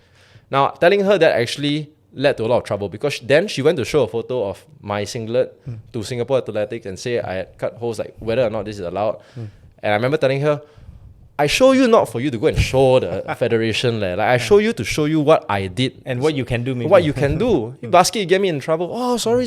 But there's Singaporeans, the Singaporeans, be careful, because sometimes they don't know, right? They just, they don't know, they just ask. When sometimes, honestly, it's better to do first and ask for forgiveness later. I'm not telling you to break the law, but these things is grey area stuff. Just do first lah. Because sometimes when you ask for permission, let's say you're gonna film somewhere, you ask for permission, can I film here? Now that person that you ask, is his duty to go and explore the possibilities, and it might take 6 months. It might cost you way more than your budget allows for, when you can just shot the film and shot the advertisement or whatever, and then dealt with things like that. Sorry, I know that it's not what authorities necessarily want. They always tell you, right, don't know, ask, always ask for permission first. Sorry, that's not how the world works. For the record, we have a public running event tomorrow evening. It's in a public space. We're not charging any money for it. Some people have asked, do I need to get permission from the authorities? I said, don't need. It's just a fun gathering. It's not a really organized event. Just come and then we'll just have fun lah. Yeah. Something like that lah. So there's in Singapore there's this very archaic law where anything more than 1 or 2 people is an illegal assembly or something like that. So technically, you can be charged lah for anything. Now right? Malaysia, we're thankfully a bit more relaxed about that. Yeah. Okay. So anyway, but if that's the case, then in Singapore, how about all those guys who are running at Marine Parade and all? Not Marine Parade, Marinas Bay and all that. Yeah. Exactly. So it's funny lah. Sometimes these laws don't necessarily make a whole lot of sense lah. Which is why laws can be updated when lawmakers decide to balance things out. Yes. Yeah, but anyway, point being, Jasmine got me into trouble. So I was then sent the message by Singapore Athletics saying, "Oh, we heard you cut holes in your singlet. This is not allowed. Da da da." And honestly, that pissed me off big time because I was like, I asked you for something. You tell me you don't have technology to do it. So I was like, whatever. Like, to hell with you. I do it myself. Oh no. And then don't know who went to tell the sponsor. Again, we will ask the sponsor for permission whether or not this is allowed. I said, "Oh, here we go." Ask the sponsor. The sponsor said, "No, this is not how we intended for the jersey to look like. We don't want him to race in this singlet with holes." So it suddenly became literally a mountain out of a molehill, and I had to. I was given a new singlet the day before the race by Shadinjan, who was doing his due diligence. Now Shadinjan and I, we work together on a very big project coming up, the Singapore Marathon. But Shadinjan was like, "Okay, I'm giving this to you. I'm told to give this to you. Please wear this tomorrow. But read between the lines is, I'm just doing my job. You do what I need to do." Show up the next day, holy singlet. Before I can even run the race, the German technical director, this guy Volker, who had a very short term in Singapore, no one liked him. He had to leave. Not no one liked him, but he wasn't very well received by the vast majority of athletes, coaches, and honestly officials and government officials as well, because technically I think he's strong, but EQ wise very lacking, very lacking lah. In many ways, very German. Okay, yes. Yeah. Not that Germans cannot succeed in Singapore, but yeah, he definitely did zero adjustment for our local context, which is why very short-term survival here. So he came and told you cannot? No, when he saw me trying to put on the singlet, he grabbed it from me as I was trying to wear my singlet and shouted, he tried to grab the singlet from me. I brought it away. He said, no, he's not allowed to run in this. Team manager Ren Kai, Ren Kai was the emergency team manager appointed by SNOC because why? SIA was very messy that year. There was a leaked WhatsApp chat from Kirstin's phone actually. Kirstin Ong's phone. Hurdler, Singapore hurdler. Yeah. So Kirstin had given her phone to Coach Margaret from the sprints team, and then Kirstin went for a warm up.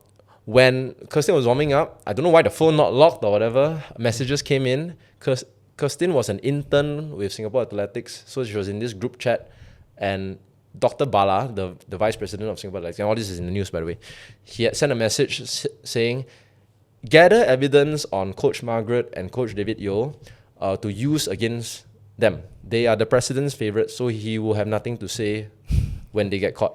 So Margaret panicked, used her own phone, took a photo of the screenshot, took a photo of the screen, and sent it to a few people asking for advice. Someone went to post it on Facebook saying that the vice president is plotting against the coaches. What kind of organization is this?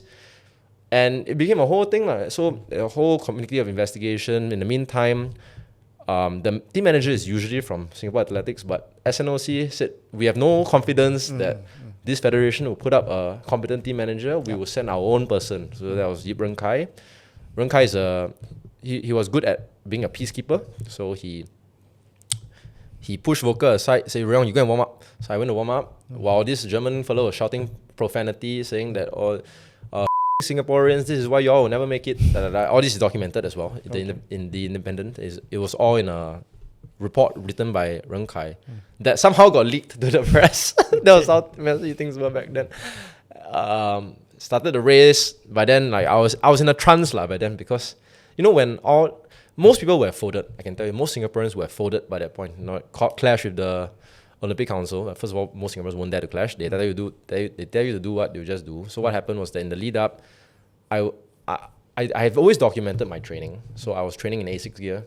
I received a notification saying that, you have this is the blackout period. You shouldn't be appearing in gear that's not sponsored gear. Sponsored gear. I said, well, you didn't give me any training attire from SNOC. What am I supposed to do? Train naked? They didn't like that reply. I was told that take it down or you'll be kicked off the team. So I took it down. The next day, Kuai Lan, it's called being Kuai Lan. I took a photo with an unbranded boxer and nothing but my 2015 SEA Games gold medal, and with the hashtag no sponsor zone, and that went viral because by then all this like blackout zone, Rui Yong in trouble with the SNOC had made the news already lah. So that was just fuel to the fire. So, but now they had nothing to say because there was really no brands on my body, and that made the newspaper, and they had nothing to say, which probably pissed them off even more. That they had nothing to say about this, and I was basically making the rule look very ridiculous lah. But if I'm training in attire that you don't give me, then I should be allowed to train in whatever I'm training. And like, fair point. And I have my own contractual obligations as well. And by the way, Mok had posted photos training in New Balance gear, but he didn't get into trouble. So there was someone reporting me. And I said, how about him? How come no one reported him? I said, okay, well, like, do you need someone to report someone and then you take action, or should you be policing it fairly? So there were all these things happening. So like Rui Yong post A6 training A6 gear, had to take it down. Mok was training in New Balance gear, didn't have to take it down. They kind of very double standards thing. So the host was just on top of that. So by the time I stood on the start line, I was in a bit of a trance already lah. But it really put me in a what's that? Like a zone kind of thing? That fight or flight mindset. Okay. And I was in a fight mindset. So ran possibly the best marathon of my life, 2:29 in Malaysia, winning the SEA Games by 2 minutes. Like, it's the sort of performance that I'm not sure I would be able to replicate even if I wanted to on any other day. But that was I mean, like 2:29 in Malaysia. You know what the conditions are like here lah. So I had the perfect pacemaker. Agus was a fantastic pacemaker, and unfortunately he lost a bit of steam in the last 3K. I didn't. But yeah, that's definitely one of the cornerstone memories of my life as well. In many ways, I enjoyed that race just as much, if not more so, than my first SEA Games in Singapore. The atmosphere was better. I thought the competition was more fierce, even though I won by a bigger margin. And yeah, I got to see the Malaysian running community for the first time, and I thought they were very warm and receptive. I thought it was quite touching that they were cheering for a Singaporean, even though there's this whole talk about like Malaysia-Singapore rivalry and all that kind of stuff. But they were very, very receptive, and I thought I made many new friends and supporters in Malaysia that day. And I wanted to come back since, but hasn't happened until now. So well, I mean, you're going to come back later again to do some running activities in Malaysia, and then maybe this is the right time to ask. Are you hoping to compete in the Marathon SEA Games next year in Malaysia? I will try and get. I mean, the first step is you have to qualify. Yes. So qualifying mark, I believe it's 2:30 or whatever it is, the bronze medal time from the previous games. I will line up a marathon sometime between now and the next SEA Games to. I'm not aiming to qualify for the SEA Games per se. I'm aiming to run a marathon that improves on my own personal best. But my own personal best is faster than the SEA Games qualifying mark. So by default, I should. If I achieve my goal of finishing in a good time, I will naturally qualify for SEA Games. I don't think there are going to be two Singaporeans who run faster than me if I run a time in the region of 2:18, 2:19, 2:20. So I will be on the nomination list for the SEA Games. Now, as we all know, Soh Rui Yong being on the nomination list doesn't mean Soh Rui Yong is being selected. Anyone else, no problem. But there's a bit of history with non-selections with regards to myself. Every single time since 2019, I've been on the nomination list. I always qualify, but I've been rejected 19, 22, 23, 25. 23 and 25 we appealed and were accepted on appeal. 19 and 22 we did not appeal for various strategic reasons or whatever it might be. So it's never a guarantee that I'll be on the next team. But you know what? All this is just going to add to the next chapter. So I think if I was the SNOC, if I wanted this, I don't think I'll be very happy. Every time I don't choose the athlete, I kind of backlash like crazy right now, especially now because the reasons for non-selection haven't been very transparent. They've been very, very opaque and less solid, in fact. Rationale. The rationale has not been well explained. So it's become very hard to defend it, which is why I think it doesn't stand on appeal. Yeah, so maybe at this time, I think it would be good for our listeners to understand a little bit more about the nature of your relationship with the former Singapore National Olympic Council's president. Yes. The former minister from Singapore, former House of Parliament Speaker. His name is Tan Chuan Jin, CHUAN -JIN, Chuan Jin, whom I met. I told you I met recently in Singapore. He's no longer in those positions, including no longer SNOC. So maybe just short, you want to tell us about what happened between you and him? I think that all this non-selection started because in 2015, I saw something during the race, which was that, okay, first of all, 2015 SEA Games, and this is very classic of Singapore races, by the way, marshallers sleeping. There was this station at the 6 km mark. I recognized one of the marshals, Nicholas Tay, and he was with a bunch of other people. They were not paying attention when we were coming in the dark. So we ran past the U-turn point by about maybe 50 to 100 meters. It wasn't that far. And then they were shouting, calling us back. So we all turned around, and basically if you were in last place, you became first. And when we turned around, I saw that Ashley Liu was in first place when he presumably was at the back or close to the back. Like people watching the race, some of them say he was at the back. He disputes that. He says that I wasn't last, I was towards the end. So whatever that means, like you're last, towards the last, whatever. Right? U-turn, he was at the front.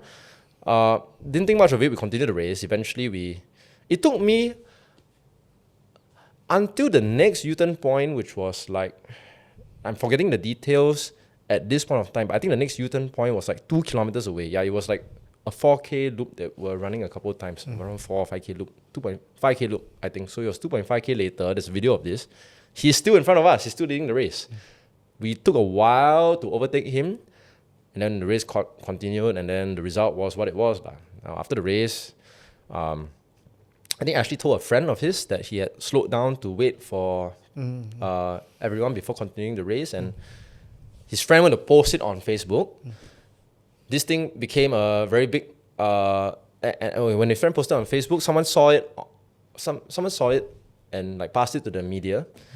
Today newspaper was the first to write about it. The story was written by an intern. You can speak to journalists like Lin Feng, who was the editor at Today at the point of time. She said that this story wasn't like, if you read the story, it's just Ashley talking. It's just there's no verification. There's no cross-referencing. There's no one else mentioned in the article. The article is still up. Zero cross-referencing to anyone else. Because usually when you verify a story, you verify the story. But Lin Feng said, intern didn't do it.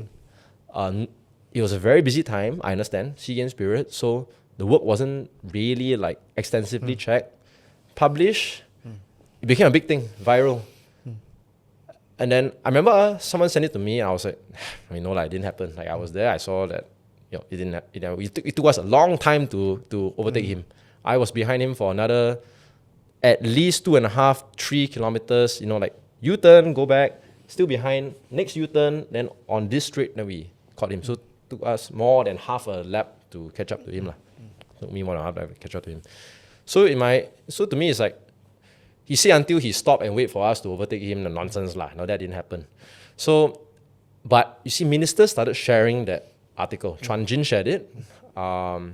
Quite a few other ministers shared it. And he won some sort of sportsmanship award. Yeah, but you see the thing about, I think there are some things about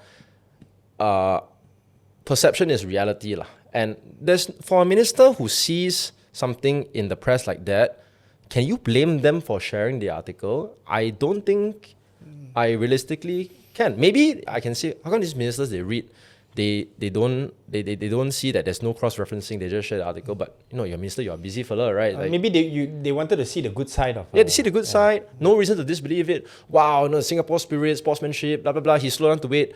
But people who were there, I was in the race, so it didn't happen. It was at least not to the level. If anything if he thinks that he did anything to help, it was not at the level that he was saying it. Then he went on national TV. I slowed down to wait until the order was the same before I continued running. Okay. Which if you take it literally is because how can the order be the same? After you turn around, the order all chapalang or mess up already. Some people accelerate faster to overtake. There was only one guy that overtook him very fast. That was the Cambodian guy, Kuniaki Takizaki, Japanese guy running for Cambodia. We turned around, he let out a big roar of frustration, and then he sprinted to overtake everyone and overtake Ashley. So But said he that the flamed order out was the later same. He flamed out later. Still finish sixth or fifth or something like that. Yeah, not too bad. Fourth, fifth, sixth, that kind of position. So actually, I waited for the order to be to be the same, or waited for the order to resume before I continue my race. Okay. Later, when this was challenged in court, because he took me to court for when I eventually spoke out against, I said this happened. I saw this is what happened, and basically I suggested that he was lying.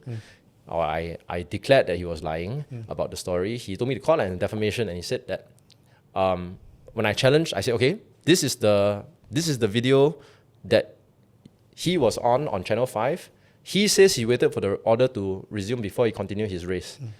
You know what he said? He said, oh, to me, the order means that I'm not first, I'm not last. So when the Cambodian guy overtook me, the order to me is resumed already because I was in the middle of the pack. So what do you mean by middle? Not first, not last. Okay. So playing with words. Anyway, all this is in my defense and reply and everything. What was the outcome? He won the case. Even though the story he told in court was a very watered down version of whatever he said beforehand. And you had to pay damages? I had to pay damages as well. But it's very telling because even though this guy won the case, he has, ever since I challenged it, he has not once come out to talk about that event or the award or whatever, even though he was going, before I challenged it, I was going to church to talk about how God asked him to slow down in God's values or whatever to basically like not win on unfair grounds. He was going to the school colours award ceremony as a guest of honor to talk about sportsmanship. He was in like Christian publications talking about like Christianity values that led him to this decision. And these were the things that rubbed me the wrong way. And I've said this publicly before, but the only thing that I regret was I didn't speak up about it sooner, because I think, if anything I've learned from this, there is such a situation as some things become too big to fail. No, Okay?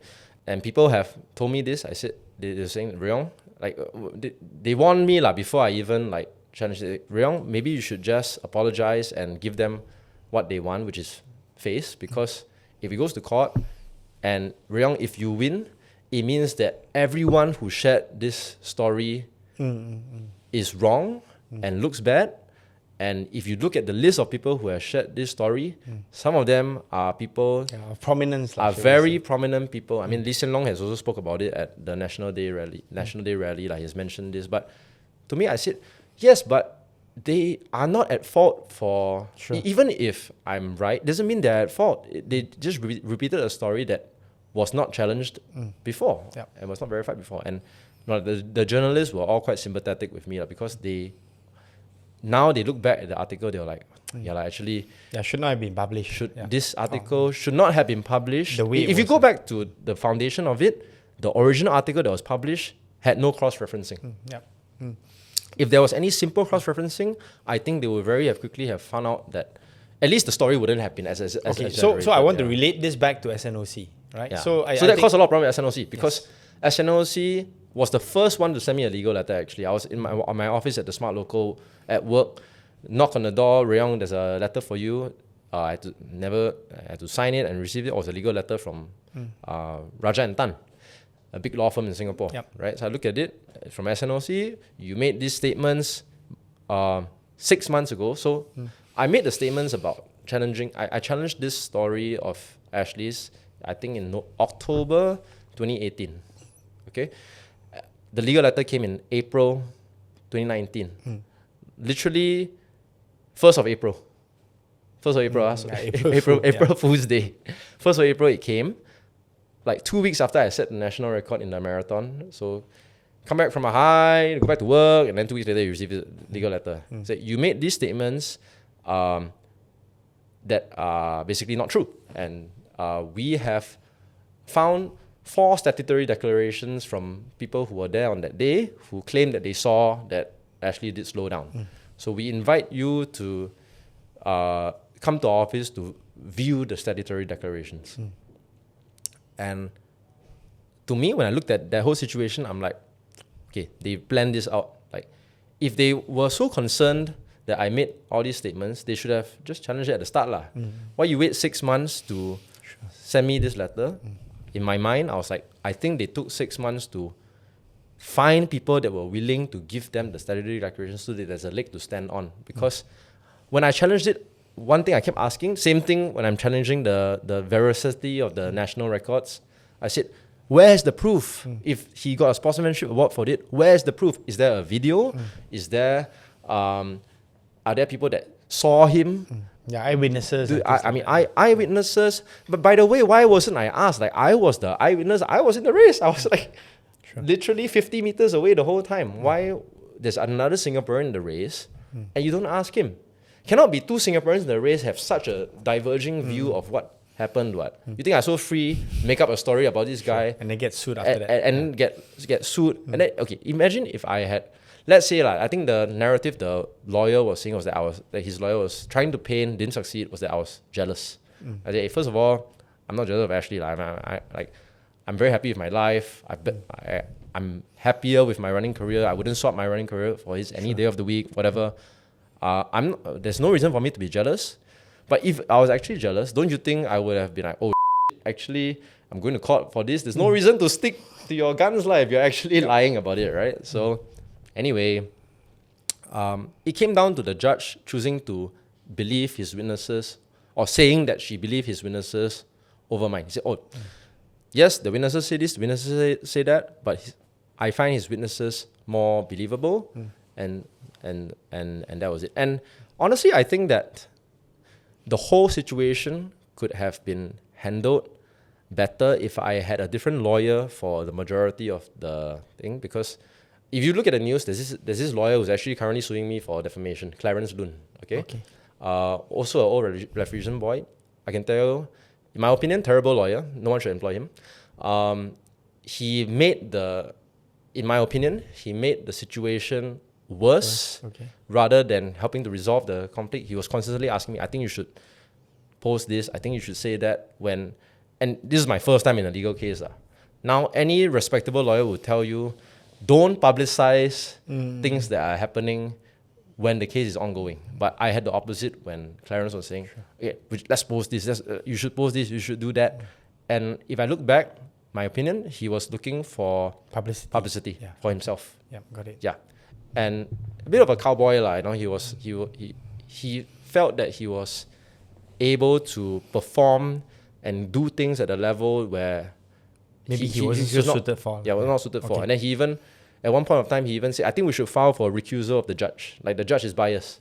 And I did ask, I said, hey, is there any I wasn't even a law student yet. Then I said, is there precedence for this? Can you show me? He said, got precedence. Got me to file the whole thing. Push him for precedence. Never came through. Eventually sent me cases that were not relevant. So I eventually had to sack him and get a different lawyer to come on board. By then the damage is done. Because yes, judges are supposed to be impartial, but you imagine you're a judge, I'm a judge, this person try and get me recused. It's only human to be like, you know what? I'm going to get back at you. Yeah, you wait lah. You wait. So SNOC, you haven't gone to the part about SNOC and also your relationship with Chuan Jin. So SNOC, basically my challenging of this award gave them a lot of additional work. They got a lot of questions from the media because the media was suddenly asking, actually, was there any proof that this happened? How did you guys verify? They just said we verified, but they didn't give details, which to me is quite telling. If you have something that can quell the discourse right away, wouldn't you do it right away? Because why would you let something sit and fester for months? In this case, it festered for years. And I can tell you now, if you ask people you ask people in the running community, do you think this happened in that race? I don't think you get a very convincing answer that it did. Got it. Right? But if I'm Ashley and I did it, and someone says I didn't, I said, no, I did. This is exactly what happened. I said it before, I'll say it again. This is the chain of events. I wouldn't be changing my story. I wouldn't be watering down the version of events. And I certainly wouldn't be intimidated into never talking about it again. In my opinion, I think he realizes that the original version may have been exaggerated. Okay. Yeah, so he just maintains, I slow down to wait, he drops all the details about who overtook me, what order it was, yada yada yada. And I think that's quite telling. Actually I were roommates for that race. So, and I've said this in court as well, but when this thing was happening, we were still roommates. Like when the news was going out, I said, "Hey, I saw this news that you did this." I was like, "Oh yeah, I just don't want that to be a big issue." So yeah, I don't really want to like blow it up. Play it up, yeah. Yeah, but 2 days later, he was on. Sure. A couple days later, he was on TV talking about it. So I thought that was a bit. I do think that, and I said this to you at breakfast, but you know when people try and play it like they don't want praise. Sometimes these are the type of people that really want more praise. Okay. It's like a girl saying to her friends, "Oh, do you think I'm fat? You know, like I think I'm fat." Then all the friends come and say, "No, babe, you know you're hot. You're so hot. You're not fat." Yada yada yada. Yeah. When someone says, "Oh, I don't do this for like no, I'm so lousy. You know, like, I don't do that." Sometimes it's an instigation for people to, "No, you're so good. You know, praise."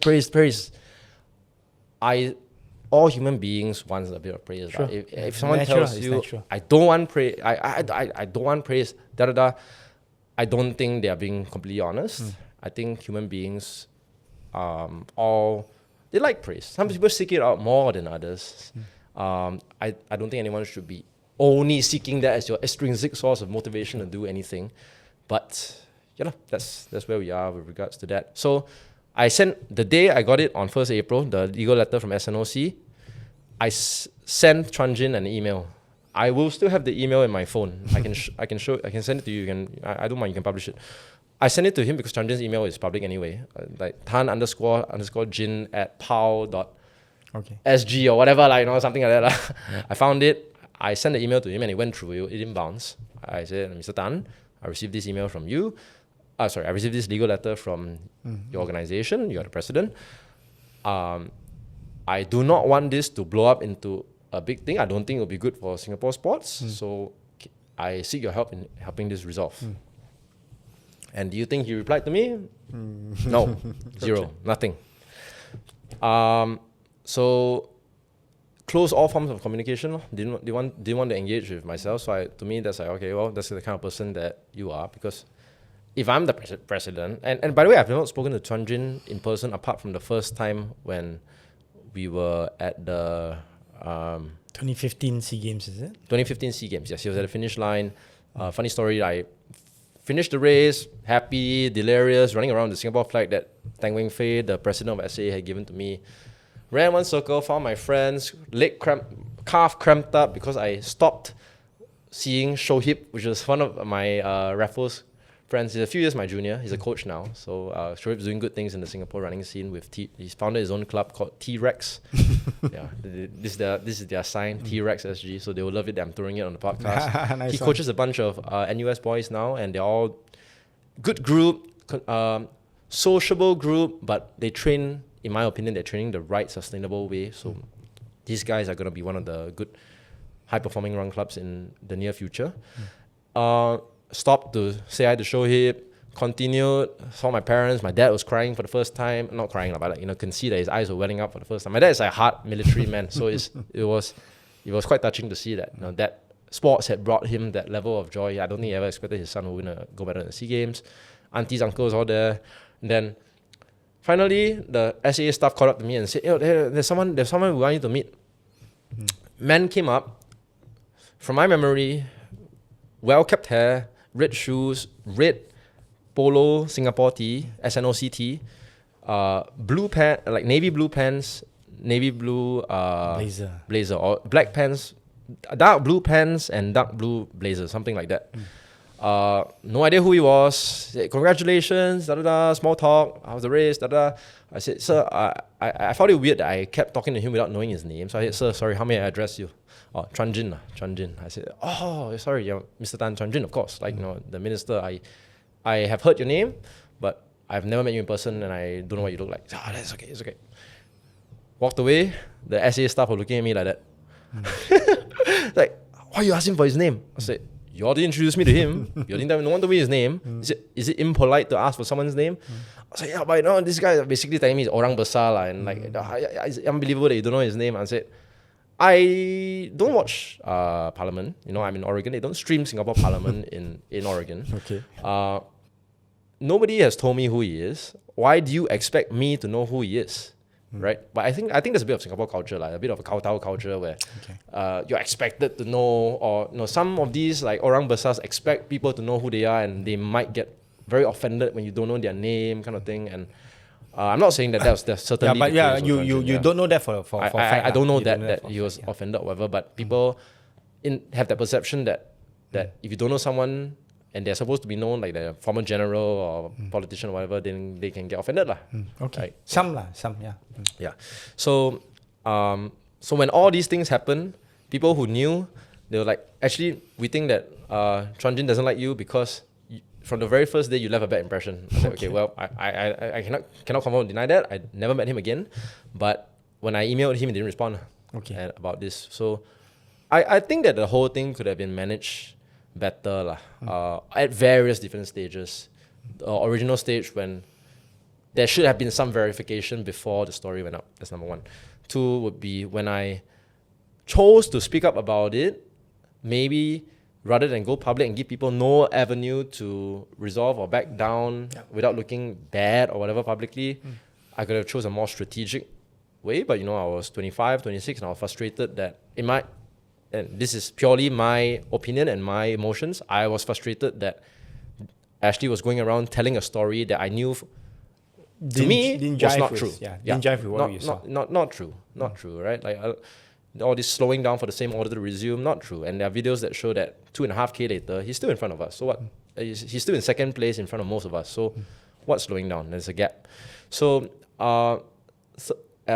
thirdly, rather than resorting to legal action, I'm sure that SNOC could have chose a more civilized or conducive way to resolve the conflict.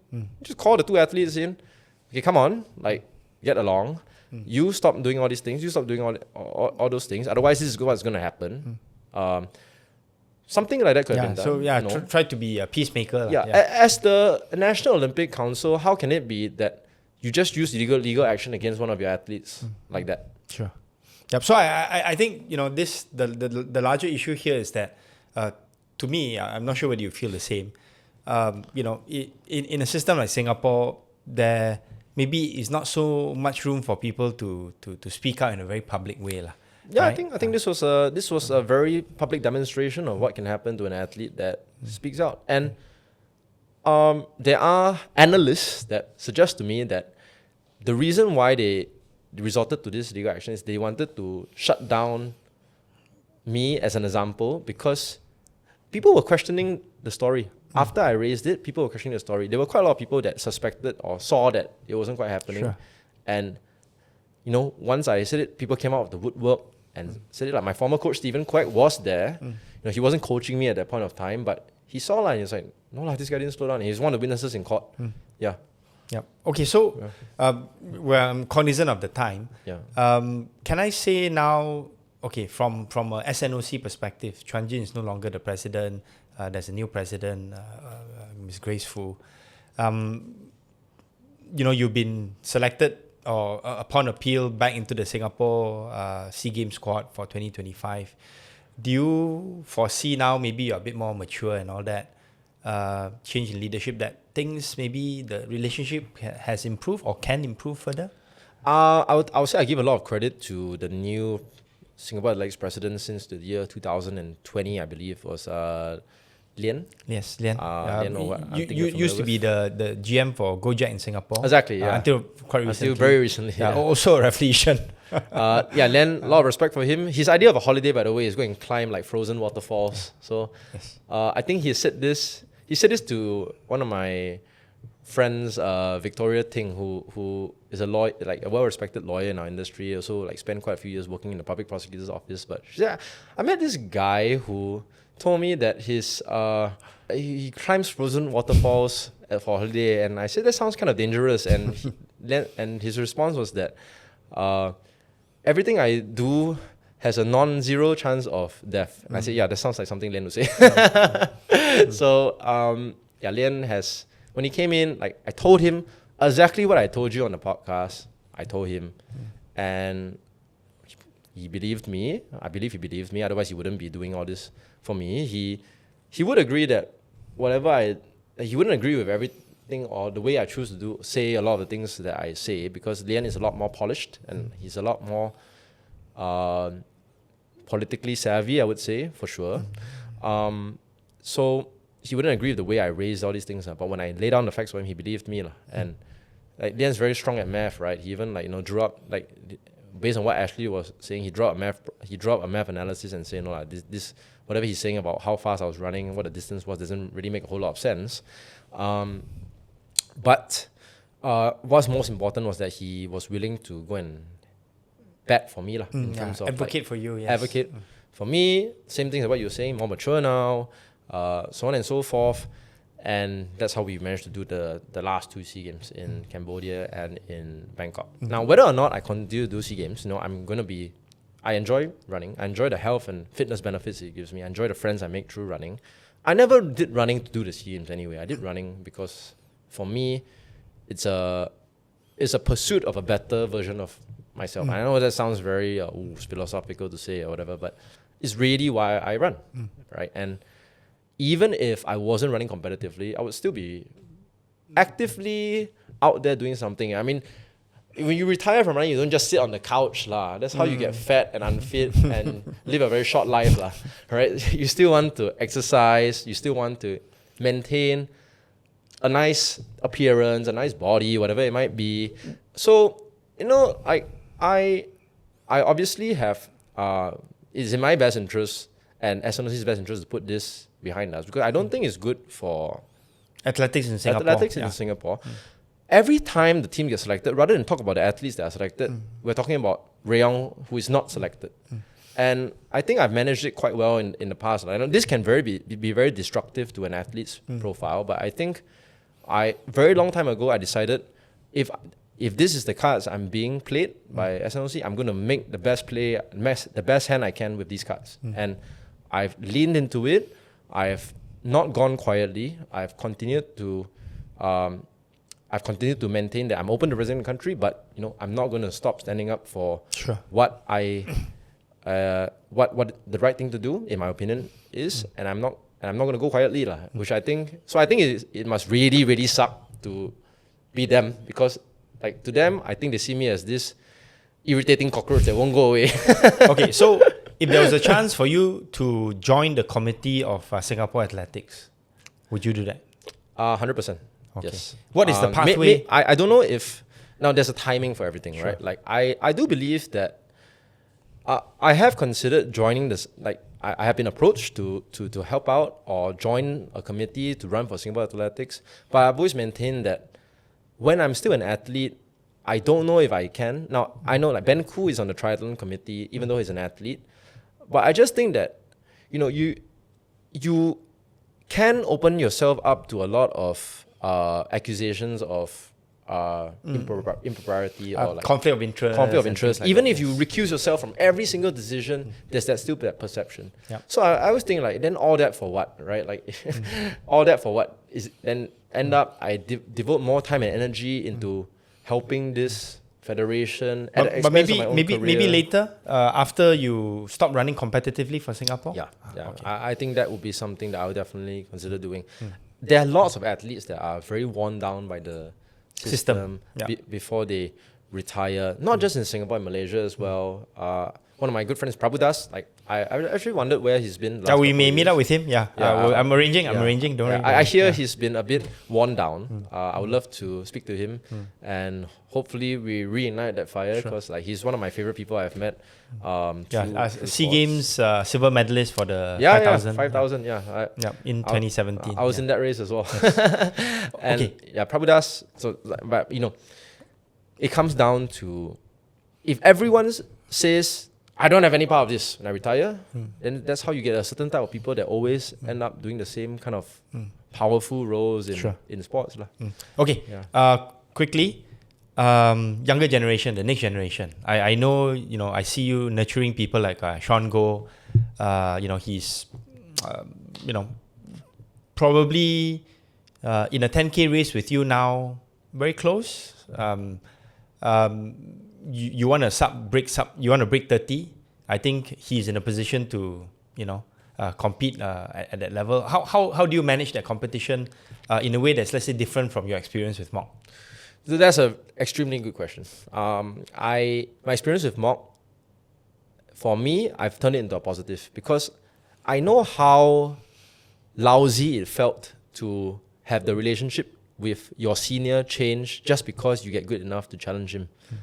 And I told myself, I said, if the day will come, you're not going to be at the top forever. Even if you're that good, you can't be that good when you're 50, right? Even elite Kipchoge will lose eventually. Exactly. And Kipchoge has started to, his world record got broken. He's started to lose to fellow Kenyans. And he started his retirement tour. But, he's had a very good run at it. So I told myself, the day will come where someone will challenge you and maybe even overtake you. Don't ever make that person feel like you did when you were racing against Mock. That was my message to myself. And I obviously didn't know when that day would come. The day came when Sean Goh, he started running, I think, in NS or something like that, and very soon discovered that he had a talent for it. And he enjoyed it. More importantly, he enjoyed for it. And Sean is a monk, by the way. I always say that this guy will go very far because he got no interest in women. He is running, training, recovery, and he has work. He's just gone full time. So he's running and recovering, nothing else, zero. I love my wife. I obviously have interest in women. They do take a fair amount of time, energy, and money. They give you a lot of happiness and fulfillment in life. But they do, it's not just a take and no give. You have to put in effort, resources into that relationship as well. So I do joke with Sean. I say, hey, you got advantage. You don't have to deal with all this. Yes. So Sean has run. Sean was the first man not named Soh Rui Yong to break the 10,000 meter record since 1971 or 3 or 1973, the year that Supaya set it in Philippines. So he ran 31:02 after I had set the record and broken it 2 times. And then Sean came around last year and ran 31:02. So he actually held the record for, he counted, it was slightly more than 100 days than before I ran 33 in Nitaidai. Yep. And it helps that Sean is a good-natured guy. He's quite chill. He's quite chill, and he's a running nerd. And when he first met me, I think I could detect a certain degree of awe and almost like a wow factor that he was meeting me, because he had used to copy my training from Strava. He can tell you that. I think now that wow and awe factor has definitely subsided. I think he's still very respectful. I think he still respects whatever I've done. I can feel it in what he says. But he's fine with overtaking you in the last lap of the 2.4 race. Yeah, exactly. He's fine with that. I actually like Sean, and this is one of the things. I will say this, I don't mind losing to Sean because I like him, he's not a jerk, right? That's my weakness. If I like someone, I am less likely to fight very hard just to finish in front of him. When I don't like someone, I will fight harder. Right? When I like someone, I'm like, okay, well done, good for you. That's just the athlete I have matured and evolved into becoming. But you don't want to lose all that fighting spirit. But I'm more keen on competing against myself than I am against competing against a Sean or a Shohib or whatever. So when I saw that Sean was at the level where he started being able to challenge my records and break the 10,000 meter record, that was a huge moment for him. I always said, I always tell myself, you have to be classy about it. This is your legacy, yes, you build a legacy by doing well, by winning medals, by breaking records, whatever. Don't go and tear down your own legacy by being bitter or being a jerk when someone else comes around and is good enough to take what you got. Because then I don't think Mok necessarily did his legacy many favors in the last few years of his career based on the way he was treating me. I think if he had matured into that mentor figure and then we had like continued that journey together, I think it could have been so much more. Rather than him, he definitely came off as a bit bitter when he wrote that long blog post, like castigating a younger athlete. And then eventually when he lost, he just kind of faded away from the sport. I think that when you're a good athlete and you have your day in the sun, when the next generation comes around, you can play a very useful role in helping to mentor them because you've seen things that they haven't seen. I don't know if I've told you this story. I think I told you over the phone, but maybe I told other people, I didn't tell you. But I have been mentoring Sean for quite a few years, basically since the 2023 SEA Games when I was introduced to him. And they were like, Rui Yong, you bring this younger guy along his first SEA Games. I said, sure. I spoke to him. I liked him. He had a terrible first SEA Games, but that fueled his fire for the next SEA Games. And he came back and he had a much better SEA Games last year. So I have been mentoring him since 2023. So SEA Games May 2023, didn't have a good one. I said, head up, continue. By the way, I would love to introduce you to my friend Mark. Mark is the Valencia half marathon and marathon race director. He was in Singapore as part of his MBA. So he came, I introduced him to Sean. Sean, that time his PB for half marathon was 75 minutes. And it was like, just a very average race in Singapore or whatever, 76 minutes. So I said, you need to try and break 70. You won't do it in Singapore, but let's go to Valencia half. You will not usually get a slot, but race directors have a bit of like discretion. If they want to let you in, they can let you in. So organized a run, we all ran around Singapore, we hosted Mark, took him for dinner, everything. I said, Mark, give this guy a chance. Like he has run these times in 5K, 10K. I think he do Valencia half, he will have a chance. So, okay, I cannot give him sub-elite slot, but he can start with the masses just behind. I said, okay. Sean went there in October, we went there together. I set a national record, I ran 66.45. He ran 69.30 or something like that. PB by 7 minutes. So, but that really unlocked his confidence, mind and confidence to what was possible. Sub 70-minute half marathon. At the point of time, only Mok and myself had done it. Sean was number 3. Next year, we went to Valencia half. I didn't have a good race. I was sick. Sean ran 67 minutes. I ran 68 minutes. He was in front of me. So leaps and bounds, his confidence after that. And then 10,000 meter national record. Went to the SEA Games. I remember on the SEA Games start line, I mentor him. I also mentor Christian as his Malaysian runner, yes. Yeah, Christian Tong. Yeah. I mean, this boy can be the greatest runner Malaysia has ever had. In the long distance. Yeah, in the long distance events. I remember I looked around at the start list. No, I think I have I don't know what you call it, a sixth sense or whatever. When I stand on when I spend in like 5 minutes in the call room, I look at how people's body language are. I look at how people are.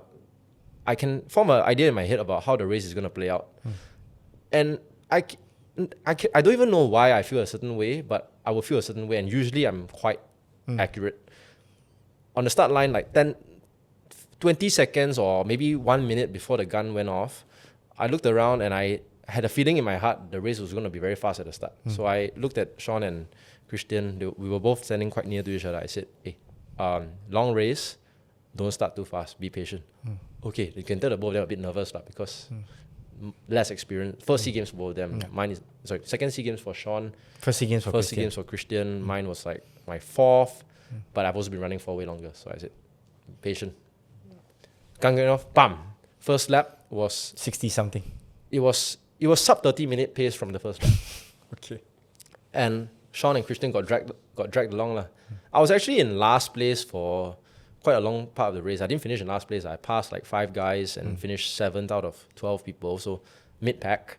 I eventually overtook Sean, and then I overtook Christian, and Christian fought back. But when I overtook them, I was like, hey guys, wake up, it's time to go. But that's who I am. Like if I support someone, I don't necessarily turn that switch into competitor mode when I'm in a race. I'm more competing against myself, and I try and bring people around me who I support to better performances as well. And that's just the role I've evolved into. But yeah, I think that's the role I will continue to play. I would say that especially new knowledge, new shoes and everything, records will fall on. Sean will always tell me, he tells me, I don't know how you used to run in the shoes you used to run or the spikes you used to run in and run the times that you ran. I said, yeah, your calves used to be destroyed at the end of a 10K or a marathon because last time our spikes are literally just like very thin flap with spikes on the bottom. Right? Now I sound like an old man. But our marathon shoes were not much better. It was a very thin shoe, not your Vapor Flies or your Alpha Flies. These were the game-changing Nike shoes that inspired a whole generation to race in super shoes. Yeah, for the record, I run in Vibrams. Still? Okay, yes. well... Well, you see it this evening. Okay, yes. okay. Yes. Well, that's not far from what I used to run my marathons in, like way back in the day. But that's the unfair... I mean, that's the unfair part of different eras where you will never be able to truly compare one era to the one before because technology improves, nutrition improves, sports science improves. Training philosophies expand and evolve because what are training philosophies? They are all trial and error, some more scientific than others, but that's why we don't train the same way for every time. Like the Norwegian double threshold only really hit the mainstream awareness recently, and social media helps. So Sean definitely trains in a more advanced manner than I used to when I was his age. When I was his age, I was planning my own training, and he was copying my training off of Strava. But now, he's got a British coach, and he's more organized than I definitely used to be back in the day. So people will run faster than you they'll have faster shoes, faster training, better training programs, faster underwear. You're gonna be faster than the previous generation, but just by virtue of staying in the sport, which is why I encourage people. I used to have some friends that train. Like for example, I think between myself and Mark, you can compare. We were both around the same level at one point of time, but he was training a lot harder, and I think I was more patient with I don't run as hard all the time. I don't run as much all the time, but I'm running at 34, going on 35, and I still think I can set a few PBs in the years to come because I'm still learning. I'm still able to learn, and I'm still able to implement new training philosophies in my body because my body is not broken. Sure. And for the record, I'm not burned out. Is it okay for me to say you want to run sub 220? I'm sure you said it other places as well. I mean that's on the cards. I have taken a break from the marathon honestly since I set the last national record 222 in 222.59, 58 trip time in Valencia. After that I suffered quite a lot in that marathon. I was having whitish vision for the last 17K of that marathon. I thought there was a chance of DNF, but I just hung on to... I am very lucky. I had two guys in front of me who were running exactly the pace I wanted to run. I hung on to them for dear life. Towards the end, I couldn't even grab my bottles because I couldn't see the bottles properly. But I hung on all the way to the finish line. Didn't faint or anything, but definitely not enough blood sugar. So I was in so much pain in that marathon that it turned me off from marathons for a while. I haven't really done serious marathon training since. I've run a few marathons obviously, but all these stand chart marathon, I usually just get in good 10K half marathon shape and then run a smart race to win the Singapore. And also for the record, for those who don't know, Ruyong did the Ruyong double last year. He ran on a Saturday in Singapore, the half marathon, he won it.